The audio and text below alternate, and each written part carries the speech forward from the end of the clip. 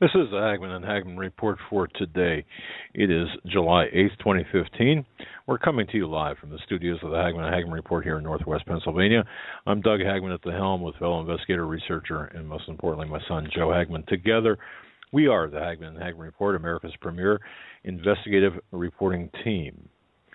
Our job is to bring you the news that propels the headlines, the news that is shaped and twisted and hidden behind clouds. Right? Clouds.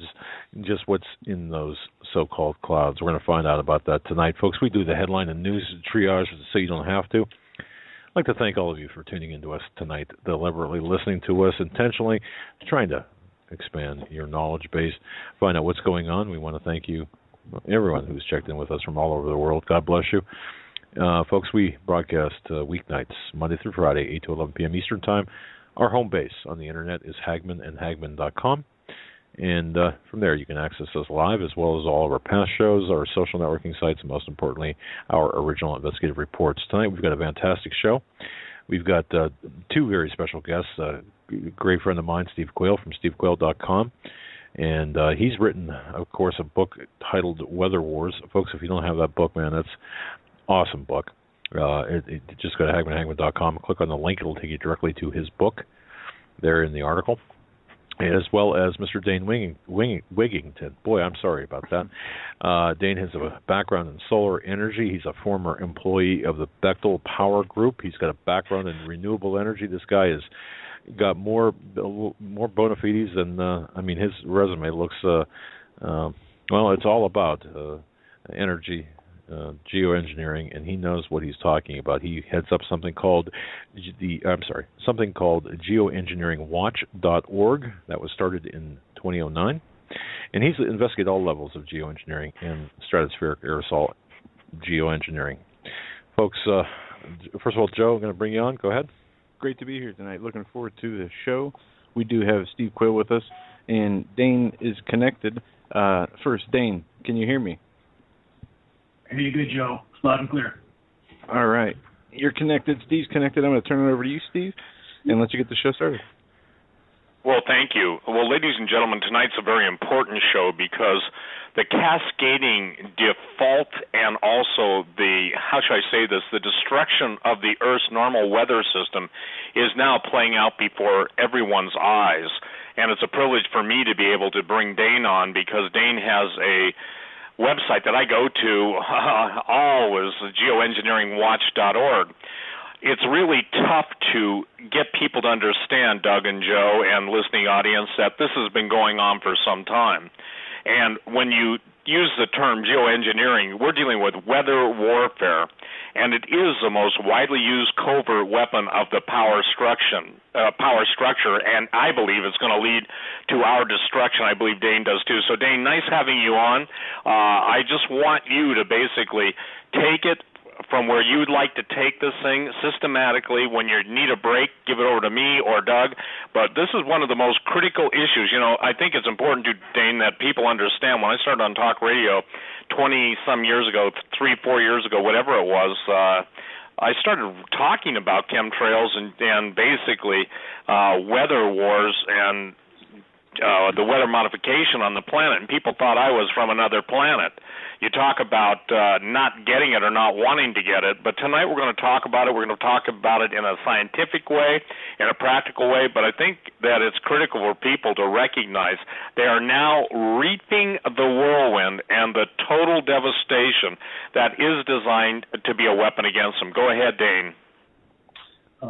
Steve, again, my gratitude back to you and to Joe and to Doug for giving us a voice, but you've been at this battle a very, very long time. You sowed the seeds that I'm perhaps trying to continue to work with my work that started in the early 2000s. But again, I know you've been at this battle a very long time, and people are finally, thankfully, beginning to understand the gravity of having Earth's life support systems completely derailed from top to bottom. And these programs are no less than that, as you correctly and accurately described, Steve. Weather warfare. Climate engineering can only be classified as weather warfare. The word engineering is far too dignified a term, although we are really most effective in this battle by using the science terms, so that when people who are unfamiliar with this issue go to search online, they come to hard science. So it is a game of chess, if you will. Semantics are important, but if we stick to solar radiation management, stratospheric aerosol geoengineering, climate engineering is a great term that people can understand. That's very clear. So anyway, it's all in that category. And the gravity of having the climate system, Earth's life support system, completely derailed and the entire planet contaminated, irreparably contaminated from the fallout, I would call that a fight for life, nothing less. Well, and I think that it's critical. This is Dane, the most, how should I say, this is the frustration nexus that we all got to really grasp and understand. This is the destruction of life on the planet as we've known it. We'll get later into the show into what's happening with the plankton, the oceans, and everything else. But, you know, it started out with chemtrails, and people just couldn't believe it, even though I ran through patents, you know, over decades I ran through patents, and I'm sure, you know, from the HARP patent forward, the bottom line is there are so many geoengineering patents beyond HARP. HARP is 4686605. I remember trying to get a hold of Bernard Eastland, the patent holder, years ago, actually now almost a decade and a half ago, and for specific reasons tied to the Defense Department, I got to talk to him. I never got to interview him on the air. But the point that I think people have got to understand tonight, this is the, how do I say that? This is a crisis extinction level event that people look up in the sky, those who even bother to look up in the sky, but they don't get the ramifications. So tonight, I really want, you know, if you've ever listened to my interviews, I love to give the bottom line to people and then reinforce it through the show. So, you know, as you see it, the things, if I were to say, Dane, and I say this only, you know, in a metaphorical way, although with what's gone on today with cyber attacks, hacks, the whole world coming apart, if I had to say, give like the bottom line points and take them one by one, as you see they're the most relevant and most pertinent, and spell it out so easily. And ladies and gentlemen, we're going to be announcing what Dane's going to be putting on next month, Lord willing. But Dane, do that for us, would you? Because again, it's critical. I don't want people lost in, oh, it's just a chemtrail, guys, or oh, it's just a. This is real science. You are a solar engineer. You have noticed the decrease in solar energy, and it's affected the solar industry, but please give the most pertinent bottom line, because again, then we'll reinforce those points if you don't mind, you know, because again, you are doing this on a daily basis, probably hourly basis, knowing you, and the thing is that people have got to get it. This is their life. This is not a scientific treatise on you know, arguing the points of geoengineering. It's gone on. It's going on. You can read all the patents. The patents are more dire than the events that people really even begin to grasp. So will you do that, sir? And again, you take as much time as you need. When you need a break, give it back to whoever you want to give it back to, me, Doug, whatever, Joe. But please take it from there. Steve, to fortify what you're saying, and for those that don't take this seriously, let me give a few facts and figures, then I'll get on to the event that we're planning in August or putting together right now. For starters, in the last 500 years, statistically, mathematically, Earth's biomass has declined by as much as 75%. That means 75% of the living organisms, living matter on our planet has disappeared in that 500 years. That's plankton, grasses, trees, everything alive. That's an incomprehensible reduction. In the last 40 years alone, statistically, human populations have doubled. Global wildlife populations have declined by nearly 60%. We're losing 200 to 300 species of plant, animal, and insect every single day. We're in the sixth great mass extinction right now, today. The species extinction rate is 10 to 15,000 times background rates. Statistically, that's a virtual free fall. So for those who don't take this seriously, they will soon. We have ecosystems collapsing around the globe right now. The crisis is not on the horizon. It's here now. So to the event in Redding, Northern California, August 14th, Friday night, we have John B. Wells coming to MC this event. We have a number of experts, former government biologists, former defense industry, presenting data that's not arguable, and this is conclusive film footage of these aircraft spraying at altitude. And we're talking about, we have film footage of military tankers, KC-10s, KC-135s, C-17 Globemasters, a new fleet of aircraft are being produced right now, KC-46As. They're adding to their tanker fleets. They're retrofitting older aircraft. They're putting as many aircraft in the air as they can. And this is, again, nothing more than an all-out assault. And it's important that people understand this, Steve and Joe and Doug. So many layers to this onion, and it's a mistake to try to put this in, and I know you know this, Steve, you've done a tremendous amount of research, but for many that are just looking into this, it's a mistake to try to put this issue into one or two categories.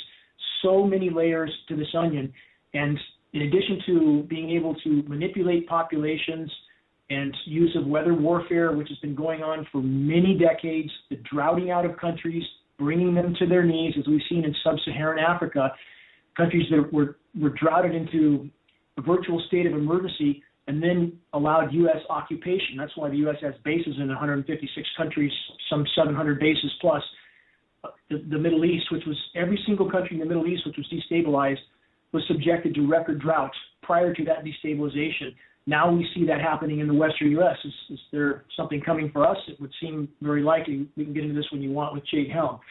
But the bottom line, the use of these programs is many, many things, including an Arctic methane emergency, which is happening right now. And this is not about Al Gore or carbon credit shams or any of that. Gore's a criminal. He's a part of the cabal. He owns stock in the very companies he claims to be fighting. And we have some of these environmental groups like 350.org that is funded by the Rockefellers. I mean, I'm not talking about any of that type of hypocrisy. I'm talking about real on-the-ground emergencies that were in many ways triggered by the very climate engineering programs that we are told is mitigation for this. These programs have helped to cause the problem. They cannot help fix the problem. So they are trying to cover up, for example, the Arctic methane situation right now and the imploding Arctic sea ice. So just like the Corexit chemical, Steve, and Joe, and Doug, that you saw used in the Gulf of Mexico, where they used the Corexit chemical that made the situation 52 times more toxic, according to the environmental impact reports, they used it anyway because it helped to hide the problem. So geoengineering is used for a tool to introduce weather warfare, to use that type of manipulation, control the population's food supply, but it's also used to hide the gravity of the climate feedback mechanisms that are now unfolding, which climate engineering helped to trigger in the first place. Steve? Well, I want to share with everybody on Dane's website, if you want to have all the documentation, I just commend you for this. I'm on your extensive list of patents. Dane, you put this together on August 8th, 2012. And ladies and gentlemen, go to geoengineeringwatch.org /an extensive list of patents. I'm looking in your, anyway, I'm just trying to find out a faster way for them to do it. But the point is, search this site. If you put in patents, will that bring up this page? If you put in geoengineeringwatch.org patents or even geoengineering patents, you'll come up with our page. Okay, I want to give everybody just a feel for this. I don't know how many you have listed, but what is it? Somewhere about 50, 60 of them right in there. I want to give everyone a feel for this. In 1951, you think Dane is on a wild goose chase? Listen to this patent, okay? It's U.S. patent number 2550324A. And this is fascinating because a patent is process for controlling weather. Now, I'm only going to read some of the claims, and I've got a patent or two, and I know what you have to claim, you have to demonstrate. So here's the deal. This invention this is the sixth claim, this invention relates to a process for affecting changes in weather conditions, and more specifically to a process for dissipating clouds and fog by clearing the atmosphere of moisture particles that are large enough to be visible, yet not large enough to fall out of suspension in the gases of the atmosphere. The overall object of the present invention is directed to the control of weather conditions generally. And it says another object of this invention is the control of weather by dissipating typhoons, hurricanes, and other storm centers by the dissipation of convective clouds forming the weather phenomenon. So just as, Dane, you put up the process for controlling weather, I would say this. There is no human rational thinking or let's just say this hybrid that could deny this if they will just be honest enough just to read the claims of the patents. Now, all of this is directed at one thing, and I believe it is total control and the ultimate destruction of 6 billion people on the planet. I agree with Dane wholeheartedly. Someone says, do you believe in global warming? I say, I believe in global warfare being exhibited and manifesting against the world population. And when you see California, and Dane, you live in Shasta, in the vicinity of Mount Shasta, Shasta County? Yes, sir. Yeah, so the point that I'm trying to make is, and Doug and Joe, I don't know if you guys have ever seen those patents, but I'd recommend, Doug, it might be cool just to link to that, because what we're talking about, and here's the thing, we're not talking about an emotional issue. We're not talking about, I don't think. Well, you don't think. That's the problem. You shouldn't say. You should never start any rebuttal with I don't think, because usually I'll follow that up with you don't know. So when you basically look at all of these things, you're going to see the fact when I'm talking these things being all of the patents that have been filed with U.S. Patent Office and are being acted on, there is no doubt. Now, Dane, when you present this type of evidence, and obviously we got 3 hours, so we can take our time, but when you present this evidence, it's beyond any emotional or let's just say this feel-good denial, is it not? It's absolutely beyond. When you have film footage of the crime happening, and we do, that's the end of the argument. We have film footage of these tankers that I mentioned earlier spraying at altitude, up close, nozzles visible. Steve, I know you've seen this, and again, you're with your book, Weather Wars and Natural Disasters, you covered so much of this data, but we have so much more film footage now that's surfaced in recent years. I'll have a video out in the next 3 or 4 days that also shows up-close photographs of nozzles, retrofitted nozzles mounted on the pylons directly behind the jet engines in line with the engine exhaust so that it looks like, quote, condensation trail. We have up-close photographs of these nozzles on commercial aircraft, photographs from a distance also so you can see who that commercial carrier is.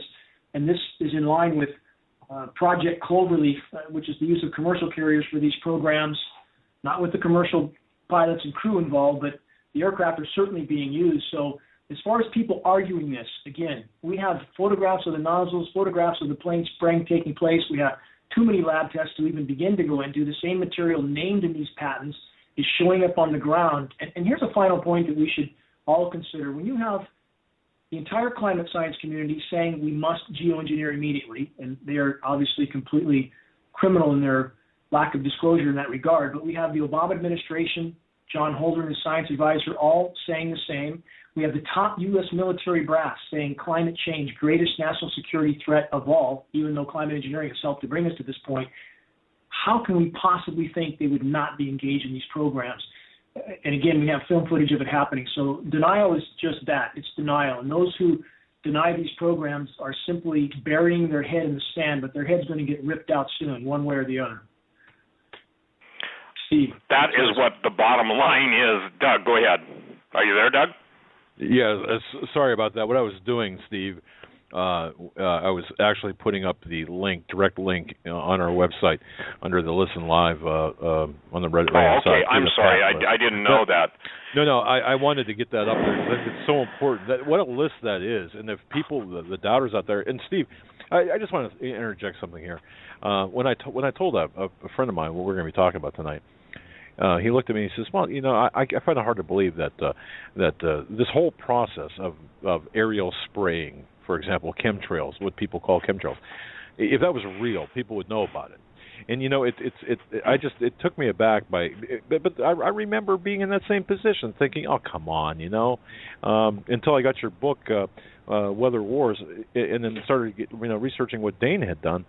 I was I mean, the lie is so big, isn't it? The lie is so big, and it's a massive lie conspiracy. Well, it's the old statement, is it not, Dane, that don't confuse me with facts. My mind is made up to the contrary. Or is it that, do you think, and let me ask you this, because I'll go from the end time question or the end of the third hour question right now. Do you think that based on all your efforts and the amount of people that are finally getting it, do you think maybe there's too great an emotional toll to understand the ramification? Is that one of the reasons? I'm asking. I don't know, because it boggles my mind. If they can't lift up their eyes and see that the skies are being crisscrossed, playing tic-tac-toe, or all the symbolism or X marks a spot over targeted individuals, I think that there's something. The disconnect has to be so complete that when we get, let's say, 100 new people on a global scale, or however many people come to your website, I'm not talking that's how, millions have come to your website, but I mean that finally get it. What has been the single most astonishing, if you will, human habit of denial that you've encountered, and are you seeing it lessening? Obviously, that's what your efforts are trying to do. Steve, you're exactly on target. This is simply a human defense mechanism. The notion that people are for themselves to face the fact that they're being sprayed and there's nowhere they can run from this, nowhere they can hide. And this is simply too overwhelming to their ability to cope in most cases. And it's a very primitive defense mechanism that forces people to ignore threats that they can perceive are on the horizon and not immediately in front of them, even though this threat is every bit as immediate as any other threat. But that is a primary defense mechanism for people to ignore this issue. And in regard to the level of the lie, which you spoke of a moment ago, and which Doug spoke of as well, the magnitude of this lie, of this quote-unquote covert program, which is really the largest elephant in the room, the whole condensation trail narrative is an absolute total lie. Almost without exception, we should not see condensation, quote, condensation trails behind any of these commercial aircraft and or military tankers. They all are fitted with high bypass turbofan jet engines. These engines are a jet-powered fan. 80 to 85% of the air that passes through these engines is non-combusted. By design, they are nearly incapable of making any condensation trail. And we have the film footage to prove even these short, bright trails are particulate dispersions. We have film of these trails being turned on and off. So again, we know the higher you go altitude-wise, the humidity drops prolifically. So we have very, very low atmospheric humidities, and they're getting lower. And this is a very profound fact. We see from the time we know these programs started in the late 40s, we see atmospheric RH, relative humidity, dropping.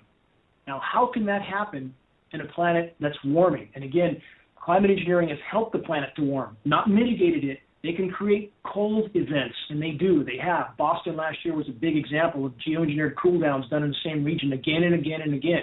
But it comes at the cost of a worsened overall warming. So back to the relative humidity. How can relative humidity decline on a warming planet? This violates the laws of physics. The atmosphere carries 7% more moisture for every degree C of warming. We must have more relative humidity unless there's an element in the equation that is not being acknowledged. And that element is an atmosphere completely saturated with climate engineering, light reflecting, toxic metal desiccant materials, which are reducing the atmospheric relative humidity overall. So the bottom line is the elements in this equation relating to a, quote, condensation trail, every condition necessary to create a true condensation trail is not there. It's not there. The whole condensation trail narrative is a complete lie. These are sprayed particulate trails, not condensation, with almost no exceptions. And this is, again, the biggest lie ever perpetrated on the human race, is that we are seeing condensation trails in our skies. Well, I agree with that. And here's the critical factor. When all of the globalists, Dane, the famous statement that the world needs a big enough threat to rally around in the global warming thing, I want to make it clear, ladies and gentlemen, the word ionospheric heater, which we'll get to when we deal with HAARP, the High Frequency Active Auroral Research Project, of which there are 72, by the way, and it's funny because I keep getting the same denialist, Dane, over and over saying, they closed HAARP down. No, they didn't. There's 72 of them worldwide, and they've even put them into the ocean now. The infamous barge with the giant sphere that people were wondering what was Google up to. All these things are right. Those are SBX. I'm sorry, go ahead. Sorry, Steve. That's SBX radar that you're speaking about. If people want to Google and search that, they can find it. It's called SBX radar, the sea-based that you're talking about. Go ahead. Right.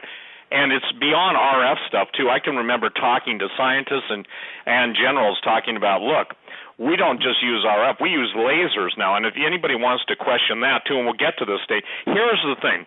Every single phenomenon that we are seeing associated with out-of-place weather patterns, with active volcanoes. You're talking about, obviously, the methane hydrate, all those things. In New Guinea, a number of years ago, the sea actually caught fire because of the methane, which was flammable, and they were talking about a tidal wave of flames. That was a pretty interesting story in Papua New Guinea. But given the fact that the world now is rallying around global warming, and you're even seeing the Pope, okay, I'm not a fan of that guy, okay, I want to make it clear. The thing is that it is it's astonishing to me that people are literally embracing the lie that is killing them, and it's not softly with his song. It is, and I'm talking about a song that was out there or something. But I guess the point that I'm trying to make, Dane, is that in laying out this as you do, and I want to go to your second point, and this is Dane's point, global climate engineering programs are contaminating every breath we take and the entire web of life. Every breath we take. Unfortunately, the liars that put this forth don't seem to be, going to their great reward underground quick enough. And, I mean, the point, I guess, is critical that they are contaminating everything. You know, the Air Force document, we own the weather in 2025, has said, well, that's a lie. They've owned it for the last 50 years. So in order to overcome normalcy bias, emotional shutdown, scientific jargonism, the lies flying out of the what I call paid whore scientific community, all of those things can only be overcome if a person really wants to seek the truth. Does it surprise you that in the whole, living in California, the whole California drought situation, and all the ramifications of the country, that people aren't screaming at the top of their lungs? You are. Now, don't get me wrong, and your August presentation is going to deal with that. But still, I mean, if I knew, and I do, so I'm screaming for 25 years, that these guys want us dead, they're actually what I call terror-forming, T-E-R-R-O-R, forming the earth, not terra, T-E-R-R-A, then obviously they are making it incompatible for human beings to exist. And I don't think it should be lost on no one that weather is a forced multiplier, and weather warfare, even in the military's terms, and also the fact that what you're seeing in your very area is so absolutely in your face, prima facie evidence that these guys are doing this. They're pulling it off, even when they're spraying their chemtrails off the ocean, allowing the winds to blow it in, the westerlies, to bring it into the U.S. and up and down the West Coast, and yet people are having all the diseases and everything that they're encountering, and early death, the premature. So given all that, Dane, at this point, what, and here's the million-dollar question before we go wherever you want to go, what is it going to take, in your opinion, to bust this thing wide open, knowing that the mainstream media is nothing but the whore mouthpiece of the very people? Those are my words. Don't get mad at Dane. The whore mouthpiece of the very people that are openly, and I would guess is technologically, giving us a scientific middle finger as they kill the population on the planet. First, in regard to your question of people waking up, and especially in California, given the fact that my presentations like engineered drought catastrophe target California going back almost 2 years with a presentation that said this would happen. It couldn't not happen if these programs continued. Same data I presented to the Lieutenant Governor of California in the state capitol in his private office with his top 8. I presented this data to them in the Capitol, and there is absolutely no question. They know this is going on. About 10 weeks ago in the Capitol, one of many trips I've made there, congressional reps told me to my face, quote, "We all know this is going on. We don't know what to do." While everybody's hiding in the corner, the Titanic is absolutely going down. And what will wake people up, Steve, to answer your question?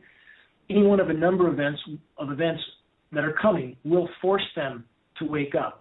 When they turn on their spigots and nothing comes out, and we're near that point. Lake Shasta is in my backyard, the largest reservoir in California, and it's not much more than a mud puddle at this point. And they are aggressively making sure the rain does not reach us. Last night and tonight in Northern California, strong push of moisture, monsoonal moisture, and we can see them on the radar aerosolizing this moisture, blowing it apart before anything comes down. We had flash flood warnings last night for Shasta County.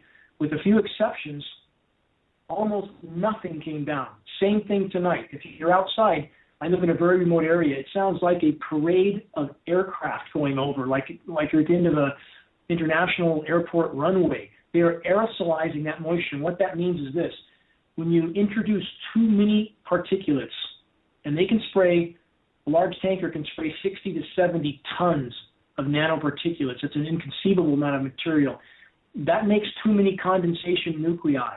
And as those condensation nuclei are scattered or repelled with radio frequency, it scatters the moisture. It keeps the droplets from combining and falling, so they can blow apart that moisture as long as they want. So bottom line is they have a noose around our neck. They control the flow of water. They control how toxic our air and water is. But when people can't get any water out of their faucet, that will force them to wake up. We're near that point. When we have a blue water event in the Arctic, and we are close to this, again, there's been a lot of disinformation, very, very coordinated disinformation as far as what's really happening in the Arctic. And right now, what the official informational sites like the National Snow and Ice Data Center, what they consider to be, quote, Arctic ice extent is anything with 15% of ice or more. Now, that still means 85% ocean, doesn't it? Is that really ice pack? I don't think so. And they never talk about the volume or the mass, which is really all that matters.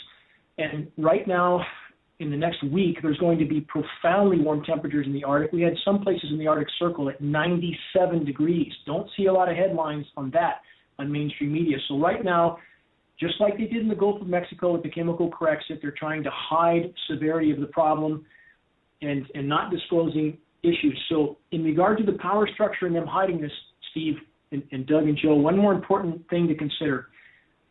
As the climate system blows apart, and it is, and now the power structure, who I think some of which arrogantly thought they could control these systems, they're realizing they have torpedoed the ship, and the ship is going down. So we have leaders like Putin that I believe is actually rethinking his involvement with these programs, and certainly they're involved. There's a collaboration between the major powers on these programs, there's no question. So last September, when Putin requested the IPCC to address geoengineering, without that request, they wouldn't have addressed it at all. There was, it seemed at least for a short time, a warming up to the issue. I had, if you know who Abby Martin is on RT-TV, she was on RT. Abby became more communicative with me about this issue. It seemed Russia was starting to back off from their involvement. They wanted it talked about. So I think we're seeing a fraying of the power structures, a realization that these programs are sinking the ship on which they depend also. So I think it's going to be an interesting unfolding of events soon, Steve, and Doug, and Joe.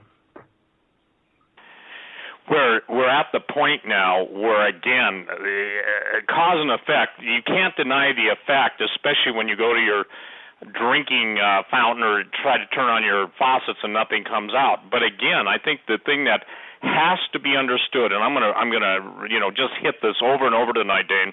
People have got to get it The entire Earth's weather systems have been completely derailed, modified, engineered, messed with, messed up, screwed up, tweaked, torqued, meddled with. I'm running through my list of, and at this point there is no normal weather. Now, let's address, too, the ozone layer, because the ozone layer from the time of Project Argosy and some of the high-altitude experiments that went on that were in the 40s, and that's how long ago they were playing with this stuff, the ozone layer is being torn apart by climate engineering, and it's tattered. There's no end, and, if they take it out, there's no life on Earth. But, see, the argument is this. They will generate the problem, i.e., geoengineer it. They'll geoengineer the problem. They'll provide the solution. Oh, we've got to cut back on all of your, ability to make gas or bovine gaseousness or hydrocarbons. I'm sorry, there's a million of things they want to blame, but they all want to blame man. They're building a prima facie case that in order to make the planet happy, yippee-skippy, okay, you've got to take away the thing that's causing the very demise of the planet. It is such a twisted, inverted, perverse, disgusting logic and a twisting of the truth. But let's talk about the ozone layer. I don't think people get it, how important that is. And everything is that originally started in the global weather manipulation, you know this, it started with the ozone layer. They had to start messing with that. Well, on ozone destruction, again, if we relate that from a broader perspective, as your book, again, Weather Wars and Natural Disasters, correctly alluded to, the use of the climate manipulation for the purpose of strategic advantage, bringing countries to their knees, as the climate system has been tampered with for so many decades, real damage has been done. And the blaming of the ozone destruction solely on CFCs was absolutely a red herring. I ask anybody to use their sense of logic. Is it more likely that aerosol spray cans are going to do that kind of damage, or thousands of tankers dumping particulates known to be very destructive to ozone day in, day out, 24/7 for decades? Which is the most likely cause of the ozone destruction? And if it was the CFCs, which were banned in the 80s, why do we now have massive northern hemisphere ozone destruction, ozone holes right now that's not being disclosed if we banned these materials in the 80s? Again, part of the lie, that a lot of things are blamed on issues that are not related in order to cover the tracks of climate engineering. When you put particulates in the atmosphere, and it doesn't matter whether those particulates come from the back of an aircraft or from a volcano, particulates in the atmosphere damage ozone, period. So we have, the more they spray, the more they've used weather as a weapon, and that's the only way to describe this. There is no weather modification. It's not weather warfare. The two terms are synonymous. So the more they have tampered with the system, the greater the damage that's been done, and thus the more damage they do, the more they justify spraying to try to provide a shield, if you will, for the damage already done. Is this not the definition of insanity, to keep doing the same thing over and over and expect a different result? But again, there's nothing benevolent in these programs. It's about power and control. It's about DARPA weapons, ionizing the atmosphere for over-the-horizon radar, for EMP purposes, electromagnetic pulse purposes. So many layers to the onion, none of them for the common good, all of them destructive. And again, this is imperative that people understand in an overall context. If we stay on this course, near-term human extinction is a mathematical certainty. And I mean near-term to a degree that few are yet willing to comprehend, Steve. And I would like to ask Joe or Doug, how many of your listeners would you estimate, and I'm very curious about this, that have any real notion of or belief in the fact that on this trajectory we are very close to hitting the wall? That's a great question. Yeah, that's a great question, Dane. Honestly, I don't believe this topic, this issue, gets enough airplay, and I think that there's a intellectual disconnect because people don't want to believe this. So to answer your question, very simply, although we have the most educated audience in the world, I believe, the most informed audience in the world. I think on this issue, on this topic, not so much.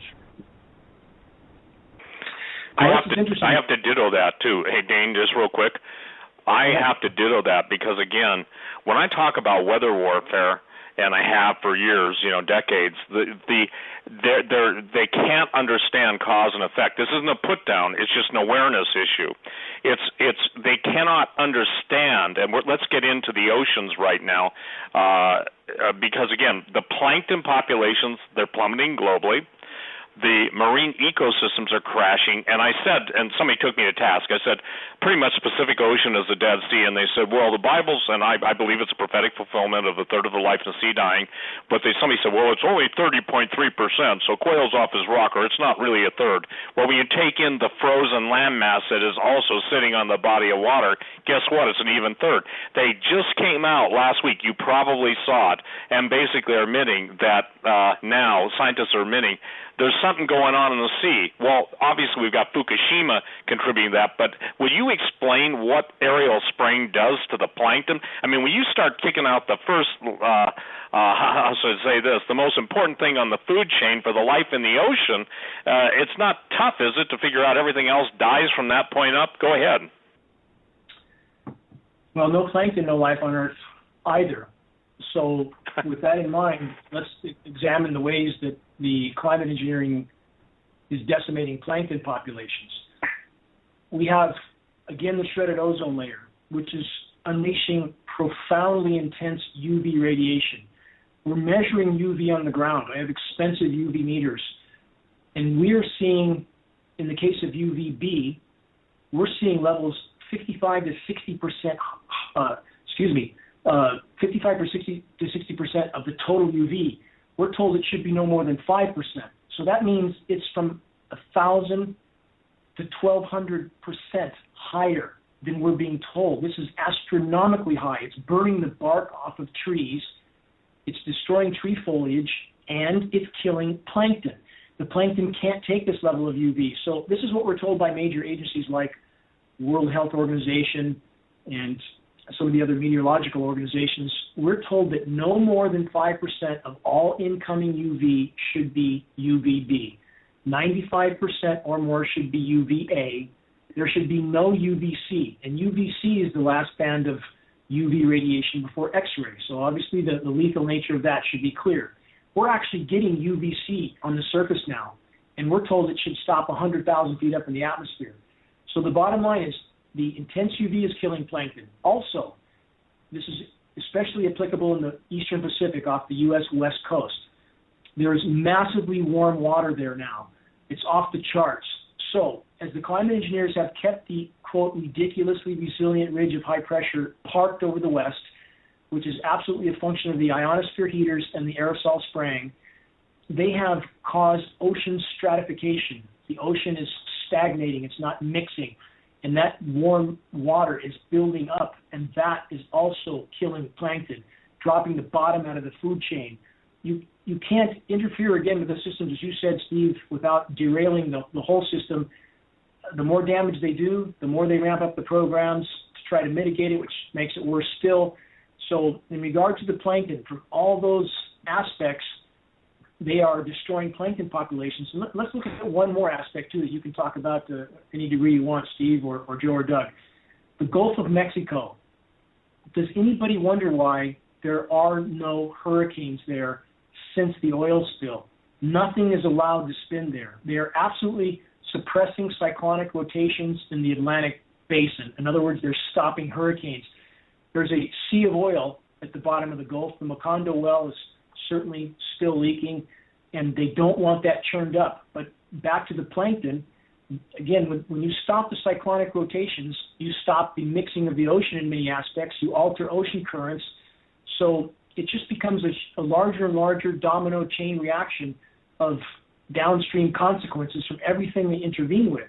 So the ocean stratification, again, is a huge issue. The fact that they're suppressing hurricanes in the Atlantic basin to hide earlier crimes like the Gulf oil spill. This is just a massive game of atmospheric tug-of-war, weather whack-a-mole, and the more they intervene, the more they have to intervene to try to mitigate what damage they already did.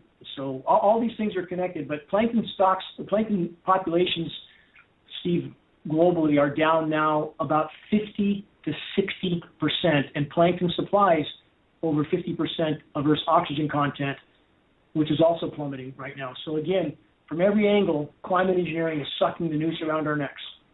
Yours, Steve. Well, I think that people need to understand too. We've got coral reefs being destroyed all across the planet, and with what's called coral bleaching, we're seeing every single aspect of unique ecological communities in the ocean, on the land. We're seeing it all being destroyed. And Dane, let's get into what the compounds that they're spraying, barium, aluminum, all the different compounds that they're spraying, because I got an email tonight after we announced, or Doug announced tonight, linked to his announcement for the show tonight, that, has anybody ever tested the chemtrail resin? I'm not trying to make fun of that person, okay?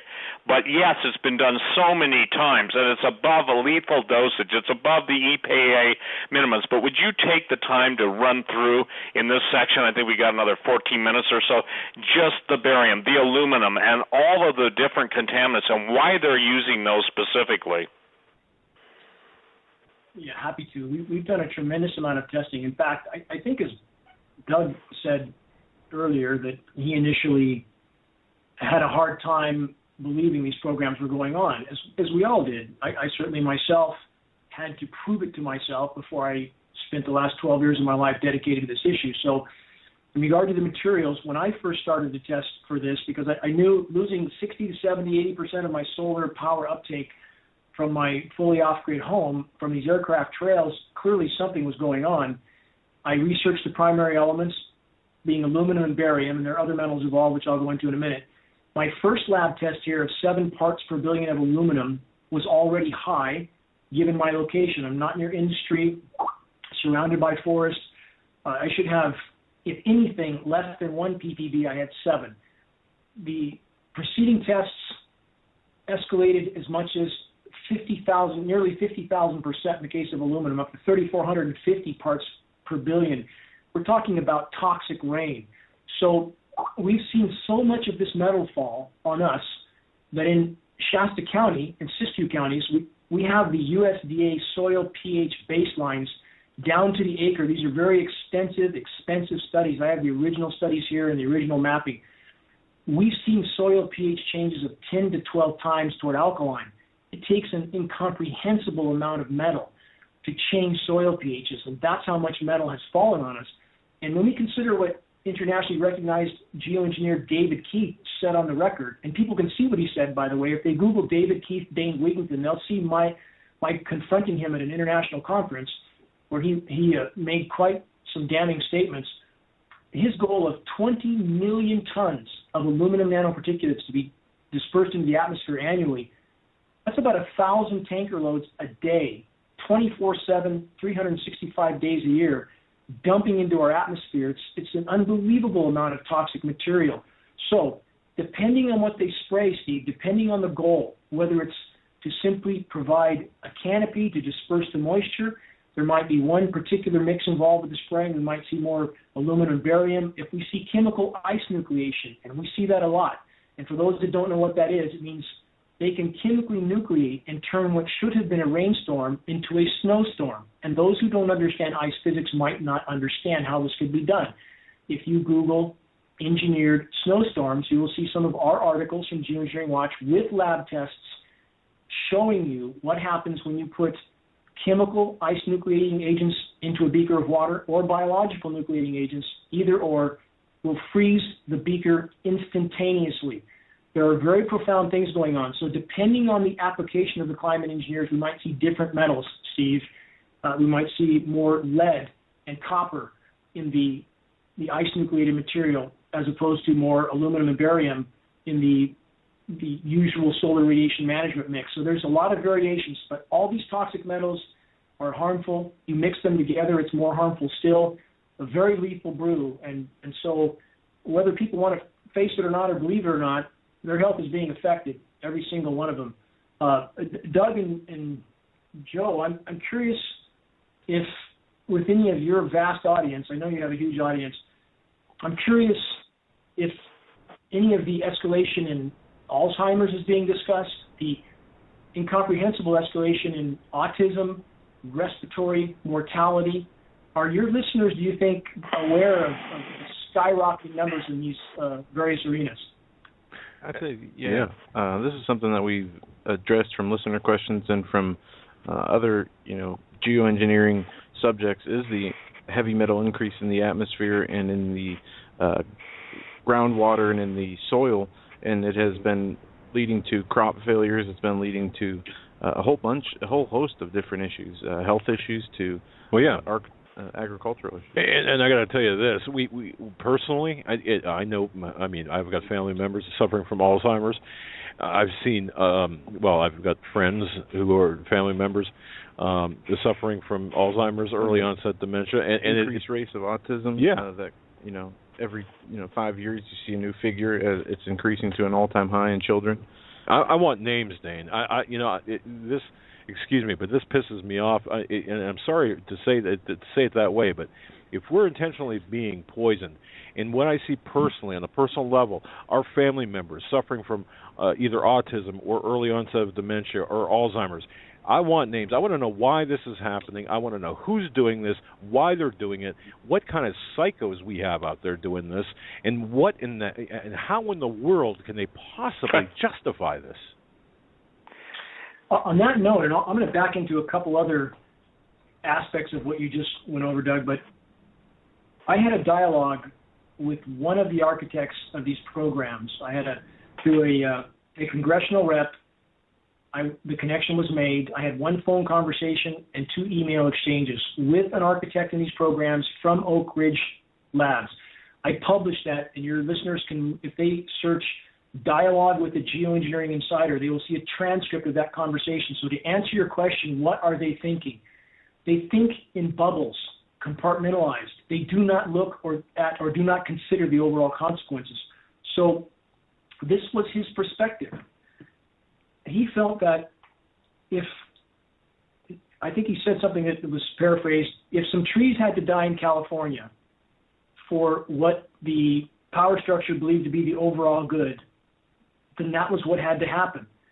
He had no comprehension of the ozone destruction, no comprehension of the fact that upper air currents are being altered, which is altering ocean currents. We now have warm water currents pumping right into the Arctic, thawing methane. And by the way, there's enough methane in the Arctic to create mathematically a Permian-style mass extinction 1,000 times over. There's enough to kill us all many, many times over.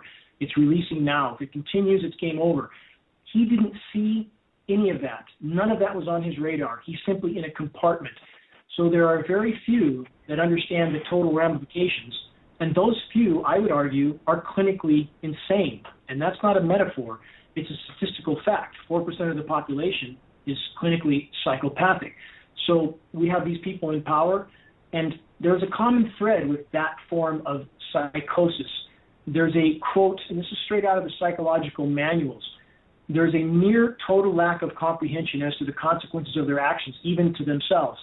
So there's a massive blind spot with this sort of evil genius, and in their mind, if they perceive it to be for their good, to manipulate climate, bring countries to their knees, allow occupation, we're talking about individuals that are very, very fearful inside. That's why they behave in the way they do. They must have total control at any cost. And so that's why they do what they do. That's why they go to the South Seas and blow up pristine islands to test their nuclear weapons. There is no sanity here. And in regard to them doing this to themselves, it's a question a lot of people ask, why would they do this to themselves? I would bring up Fukushima. We have one facility that may kill us all, and yet we have 30 more nuclear power plants on the books right now. Obama recently authorized $6.5 billion for 2 more plants in Georgia. I mean, there's no end to this insanity. So the bottom line is weather warfare used as a tool of power and control, and now at this point, climate engineering is being used to try to mask the damage already done, to confuse the population in regard to that damage by engineering cool downs over and over like they did in Boston. They talked about the record snow in Boston, but did they talk about the fact that there was 0% snowpack in the Sierras? 0 by spring? Didn't talk about that. So again, a lot of layers to this onion, none of them in our favor. And again, if we continue on this road, it's game over, period. Hey, Doug, what I would like to throw in is this. After 25 years, pretty much plus or minus, on talk radio, I only say that for perspective. I'm 64 next month, and so, that's a major part of my life, trying to get people to 40% of my life. But here's the thing.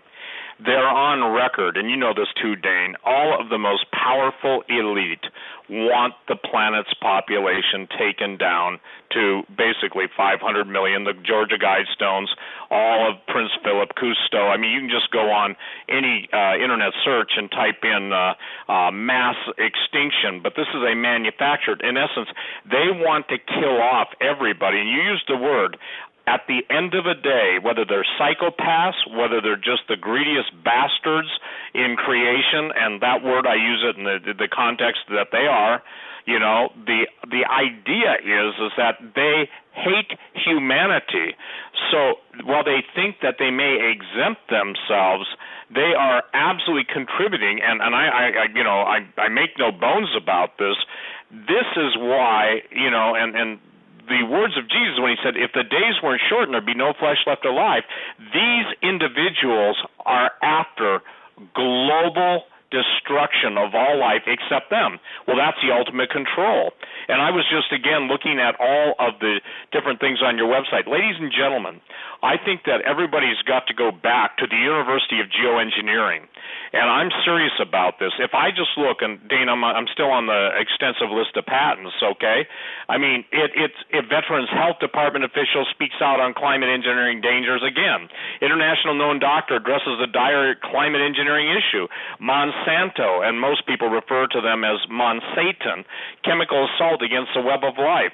Shasta County update on heavy metal contamination, the legal ramifications. Mysterious extreme warmings of the ocean baffle scientists. It shouldn't baffle anybody. Do you remember, Dane, seeing the plan to actually melt the Arctic in order to be able to access the resources up there, primarily oil? Do you remember seeing that plan? I mean, you can go on and type it in. It's a plan to melt the Arctic. Would you suggest, or would you say, Dane, that's going on right now? This is where the equation again becomes more complex. And as far as the desire by those at the top to cull populations, they've talked about it on the record, so there's no denying that is on their agenda. It's important for us to remember the vast majority of military people, good men and women in the military that are there for honorable reasons, are not being told the truth. They're being told what they're participating in with these aerosol operations is for the common good. We need to reach them so they wake up and realize this is not for the common good. In regard to the Arctic and melting the ice cap, that was discussed at one point in time with a very small arena of people. But this is what's important to remember. I watch daily and have for over a decade the ice extent charts and their correlation with increased aerosol operations. There is no question that whatever their intent may have been at one point in time to access Arctic resources, once the true magnitude of the methane factor became apparent, they have been frantically trying to retain the Arctic ice, but paradoxically in a manner that's making the situation worse, not better. So the ice pack really started to crash in 2007. We saw a massive polar ramp-up of the aerosol operations, and miraculously, because they can chemically ice nucleate, they can divert moisture and ice nucleate to build up some of the ice pack, the overall ice extent increased in 2008 and 2009 to a degree that had the entire climate science community scratching their heads, and it was a direct correlation with the ramp-up in climate engineering. Now, granted, the overall effect planetarily is a worsened warming, not better. You don't get something for nothing with nature. So we saw again in 2012. We saw a near crashing of the ice pack, and we saw yet again another ramp-up. And here's a very important correlation. I've watched this for a decade. The ridiculously resilient ridge over the U.S. West, which has really been most in place since 2007, that is part of how they trap some of the warmer air in the Arctic to try to sustain the ice extent. Now, up till June, up till the end of May, the Arctic ice was at all-time record low. Then it was in a very downward trajectory. They put massive high pressure over the U.S. West. Anybody who's watched the weather over the course of June, we have virtually fried in the West. Temperatures in the 1-teens. In Northern California, 85-degree nighttime lows. We have absolutely fried. And immediately, the downward trajectory in ice goes back up. They're able to trap some of the cold air in the north and try to retain this ice. But it comes at the cost of a worsened overall situation. That's where their short-sightedness comes in.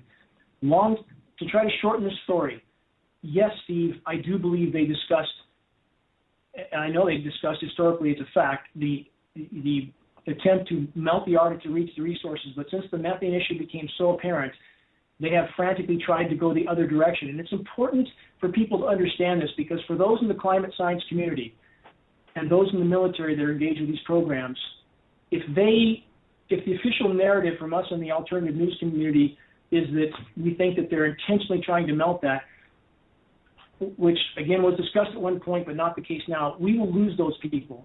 We will lose those that we need to build bridges with. And though that was, again, discussed at one time, the current scenarios based over the last decade of constantly watching these charts does not support that that's an agenda item now. But as far as everything else you mentioned, the population reduction intent for those in power, eugenics, that can't be argued. It simply can't be. The Agenda 121 issue, I mean, all of that must be considered a part of this equation. But it's complex, and we have to be careful to look at all aspects. Well, Doug, do we need to take a break? Because when we come back, I'm going to suggest, Dane, to you that I'm not, if you're familiar or not, but we'll talk about Borisov, the Russian scientist's idea to melt the Arctic ice cap, and why I believe that's underway with Russia's building of the massive military installations in the Arctic. So, Doug, should we take a break and then we'll get into this? Because, again, this is to enhance what Dane is already saying, and with this comes all of the attendant methane issues. Yeah, let's take a break now. Folks, you're listening to the Hagmann and Hagmann Report on this Wednesday, July 8th, 2015, with Dane Wigington and Steve Quayle. Both their websites can be found at hagmannandhagmann.com. Bookmark that site, and you can get all of our guest information. We're going to take our quick commercial break. We're going to come back after the message and get into hour number 2. Stay with us.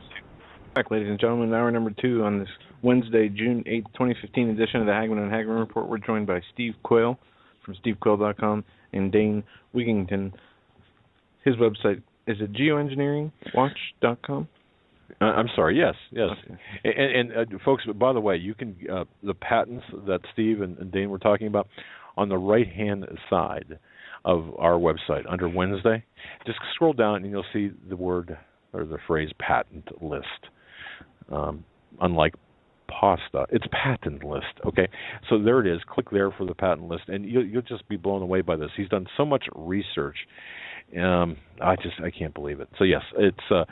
I'm sorry. The website for Dane Wigington is geoengineeringwatch.org. Okay, geoengineeringwatch.org, and of course stevequayle.com. And we've got, by the way, we've got a link to Steve's book, Weather Wars and Unnatural Disasters, in the article on climate engineering. So just for that. So Steve, go ahead, take it away, brother. Well, there's one of the questions I proposed, Doug, and I proposed Dane, and this really is now what I think is happening. All of our secretaries of defense have always alluded, Defense Secretary Cohen, Sam Cohen, Zbigniew Brzezinski, National Security Advisor. If you start looking up on weather warfare quotes, you'll come to the knowledge that these guys know perfectly well they're generating weather wars against each other. But I want to draw attention, Dane, and then get your feedback. Listen to this. This is what's interesting about writing books and doing the research and stuff. The idea of melting the Arctic ice cap actually was proposed by a Harvard geologist, Nathaniel Shaler, in 1877. He proposed channeling, I'm reading this now, more of the warm Kuroshio current through the Bering Strait. But now jumping forward, okay, this is amazing to me. Well, Julian Huxley, and by the way, he's one of the leading opponents of the New World Order, Julian Huxley, Well, he was the head of the United Nations, UNESCO, proposed in 46 to use nuclear weapons to break up the Arctic ice cap. But going back to Borisov, okay, Peter Mikhailovich Borisov basically made this statement. He said they see no negative benefits to melting the ice caps, and he asserted that melting of the Greenland ice cap would raise sea levels only 1.5 to 2 millimeters per year. But the idea was, listen to this, he wanted to increase the rainfall worldwide. Now, obviously, he wasn't familiar at that point with all the geoengineering that's taking place. Now, here's my statement. With the Russians moving massive amounts of military into the Arctic, claiming new Arctic reserves, and claiming, that so much of the Arctic is now theirs, with the idea of being able to melt the, if you will, the polar ice cap, they see nothing wrong with it, and I maintain that's going to be underway right now. So given the fact that the Russians see no harm in it, but given the fact that they are using weather weapons, their Tesla physics and everything else going on, what have you ever postulated, Dane, as to what would happen when everybody begins weather warfare against each other using chemicals, using RFID, HARP-type devices, antenna arrays, and also lasers? I mean, have you ever just sat and gone, good night, these guys are going to parallel each other at some point. They're going to create a super potential type massive, if you will, reflection and deflection, all of this stuff, and it's going to be total mayhem. Were you familiar that the Russians actually, at this point, believe that they can take down the Arctic and, melt the ice, and it will be beneficial? Well, there were points in time when and Nathaniel Shaler in 1877 did discuss this, and a lot of points along the way. In 1929, Hermann Oberth, Huxley in 45, a lot of discussion of this. But as the ramifications were more thoroughly understood and realized, in fact, here's from a major article on this issue right now. In 1962, geoengineering efforts to warm the Arctic were widely entertained. But in 1966, it was a top priority to prevent the Arctic from warming by even 1 degree because the full ramifications had been realized. So if we look at global mean temperatures, we see, and this is information is available to anybody if you search this online, we see in the late 40s, when we know these programs were ramped up the most significantly initially, we see a leveling off of what was a linear rise in global temperatures. And we see this continue right about to the early 70s. And this leveling off of temperatures was very perplexing to the climate science community, who did not know climate engineering was going on, or at least were not acknowledging it. So you had about 20% of the climate science community in the early 70s, I'm sure you might remember this, Steve, that they felt perhaps another ice age was coming on. They had no idea what could have caused this leveling off of temperatures because they did not know there was heavy geoengineering going on over the polar caps at that time. And a document that if your listeners, Doug and Joe, search 1966 document geoengineering, I found this on the NASA archives in 2012. It's an 80-page document from the Executive Office of the President listing the scope and scale of the U.S. weather mod programs as of that time, budgets in the hundreds of millions of dollars. And these are the agencies listed on the document that were involved. And this is an 80-page document: DOD, DOE, Department of Commerce, Department of Health, Education and Welfare, Department of the Interior, Department of the State, Federal Aviation Agency, Council on Economic Advisors, Atomic Energy Commission, National Science Foundation, NASA, Department of Agriculture, Bureau of the Budget, Arms Control. It goes on. Universities: UC California, LA, Institute for Advanced Studies, MIT, University of Wisconsin, UC California, Livermore, Colorado State, University of Minnesota, Woods Hole Institute. It goes on and on and on. There are so many people involved with these programs. It is absolutely mind-boggling the level of lying and deception going on right now. All this going back to the Arctic again, back to your original question, Steve. Yes, there was a lot of dialogue about this, but that dialogue really came to an end in the official circle where it mattered in the late 60s when the full ramifications were realized. And in regard to sea level rise, it's rising exponentially faster now than the models in previous years showed. This has been publicized on peer-reviewed study recently. We're in much worse shape than people imagine already. Miami's pumping out every high tide right now. It's rising exponentially quickly. Right now, mathematically, there was probably 80 to 100 feet of sea level rise baked into the system if you stopped all industrial activity right now and all climate engineering right now. So, again, the paradox is this. Though we are being sold that climate engineering is a mitigation tool, all the data indicates climate engineering is fueling the fire, period. They can create cool down events at the cost of a worsened overall warming. In regard to sea level rise, there's 21 to 24 feet of global sea level rise in Greenland alone. There's 197 feet of sea level rise in Antarctica. The rest of the year's glacier is about 15 feet, about 230 to 240 feet overall. So we are on that trajectory now, and the ramifications are going to be hard to hide for much longer. And one thing I want to point out, Steve, and I'm sure this will fit into everything we've discussed. Yes, they can create cool downs, which come at the cost of worsened warming, but they can and are also creating warm events. As I just mentioned over California, the ridiculously resilient ridge, we absolutely see higher UV radiation levels and higher heat when they are spraying a particular type of application that makes the skies silvery white. You don't see the horizon trails, you just see a silvery white sky, shorter bright trails, but absolutely spray.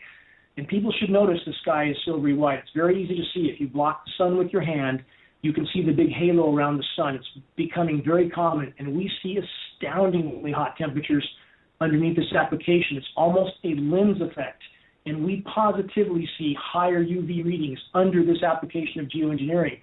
What does this mean? It means they are actually intentionally causing heat. Under many applications, we feel, in order to increase the strength of the high pressure in order to steer the jet stream. So again, it's one layer of destruction on top of another, on top of another. And yes, you have disaster capitalists trying to access the resources in the Arctic. Absolutely, don't argue with that. I would simply state that I believe for some time the power structure has realized that to thaw the Arctic intentionally would be an absolute death sentence for all life on Earth. And they have since been in damage control, but the damage control is making it worse, not better. Well, I absolutely concur with that, and you know, from the people when we do shows like this, Dane, Doug, and Joe, I'll get emails from Miami, and it's true the sea level is rising, but again, with atmospheric lenses. And, you know, maybe we don't get into the laser weather modification tonight, but here's the deal. The lenses act as just as you're burning paper, and this is something that people have got to understand. Did we not, Dane, just see some world record temperatures set in India? Maybe not as an ultimate high temperature, but a sustained temperature, India, Pakistan. I live in Montana, in Bozeman, Montana, and I just talked to a guy that I ran into a restaurant the other night who used to own a restaurant. And he said, Steve, I was up in the Flathead 3 weeks ago, and some of the water was 70 degrees. Now, Flathead Lake is big, and Flathead Lake is cool. But interestingly enough, that's the area of Glacier National Park. Talking to a friend of mine who's a helicopter pilot who flies me when I go up there to take aerial pictures, he said, man, it is so hot. Everything is premature. So your point is being taken, and that's basically right on the Canadian border, Dane, between Montana and Canada. So the point that I'm trying to make is that the cooking, that, you know, we've always heard that of cooking the books. Well, at this point, I think it's time for the goose and the geese who are having their, you know, what's cooked to basically recognize this is not normal. So I'm saying it's like these guys. They create a disease, okay? Then they provide the solution, but the solution kills you quietly over time, but you have to pay them to be able to keep you alive during the time they're killing you. And this is the whole argument, this is the whole meaning behind geoengineering, in my opinion, okay, based on all the facts, based on all the testimony, based on all the statements, based on all the interviews. They exactly know what they're doing, and I believe in the unintended consequences being thrown into the equation. But at the end of the day, nothing gets more people killed faster than pretty much famine and disease. And when you've got famine, then obviously disease follows. So with what's going on in California, I'm getting back to my original question. I wish people could understand how important it is. The Central Valley in California is considered the the salad bowl, and obviously people who drink wine and like California wine, they're in for a real surprise. But the economic component of weather warfare, and this is what's happened. You started the first hour interview by saying, that our government makes weather warfare against other governments and other nations. Well, the people who now have the ability, primarily Russia and China, to challenge the United States in that realm are also spending horrific amounts of money against the United States in counterforce. And that doesn't even take into the ability, some of these patents talk about generating earthquakes and generating volcanoes. We've got, 50 to 70 volcanoes going off right now that have been dormant, many for thousands of years, most for hundreds of years, and that's within the same parameter of so many of the patents for earthquake generation and volcanism. So when volcanoes go off, obviously, let's talk about the ocean acidification going on, and also the sulfur dioxide that goes into the upper atmosphere. It's kind of, I would say this, it's a composite kiss of death.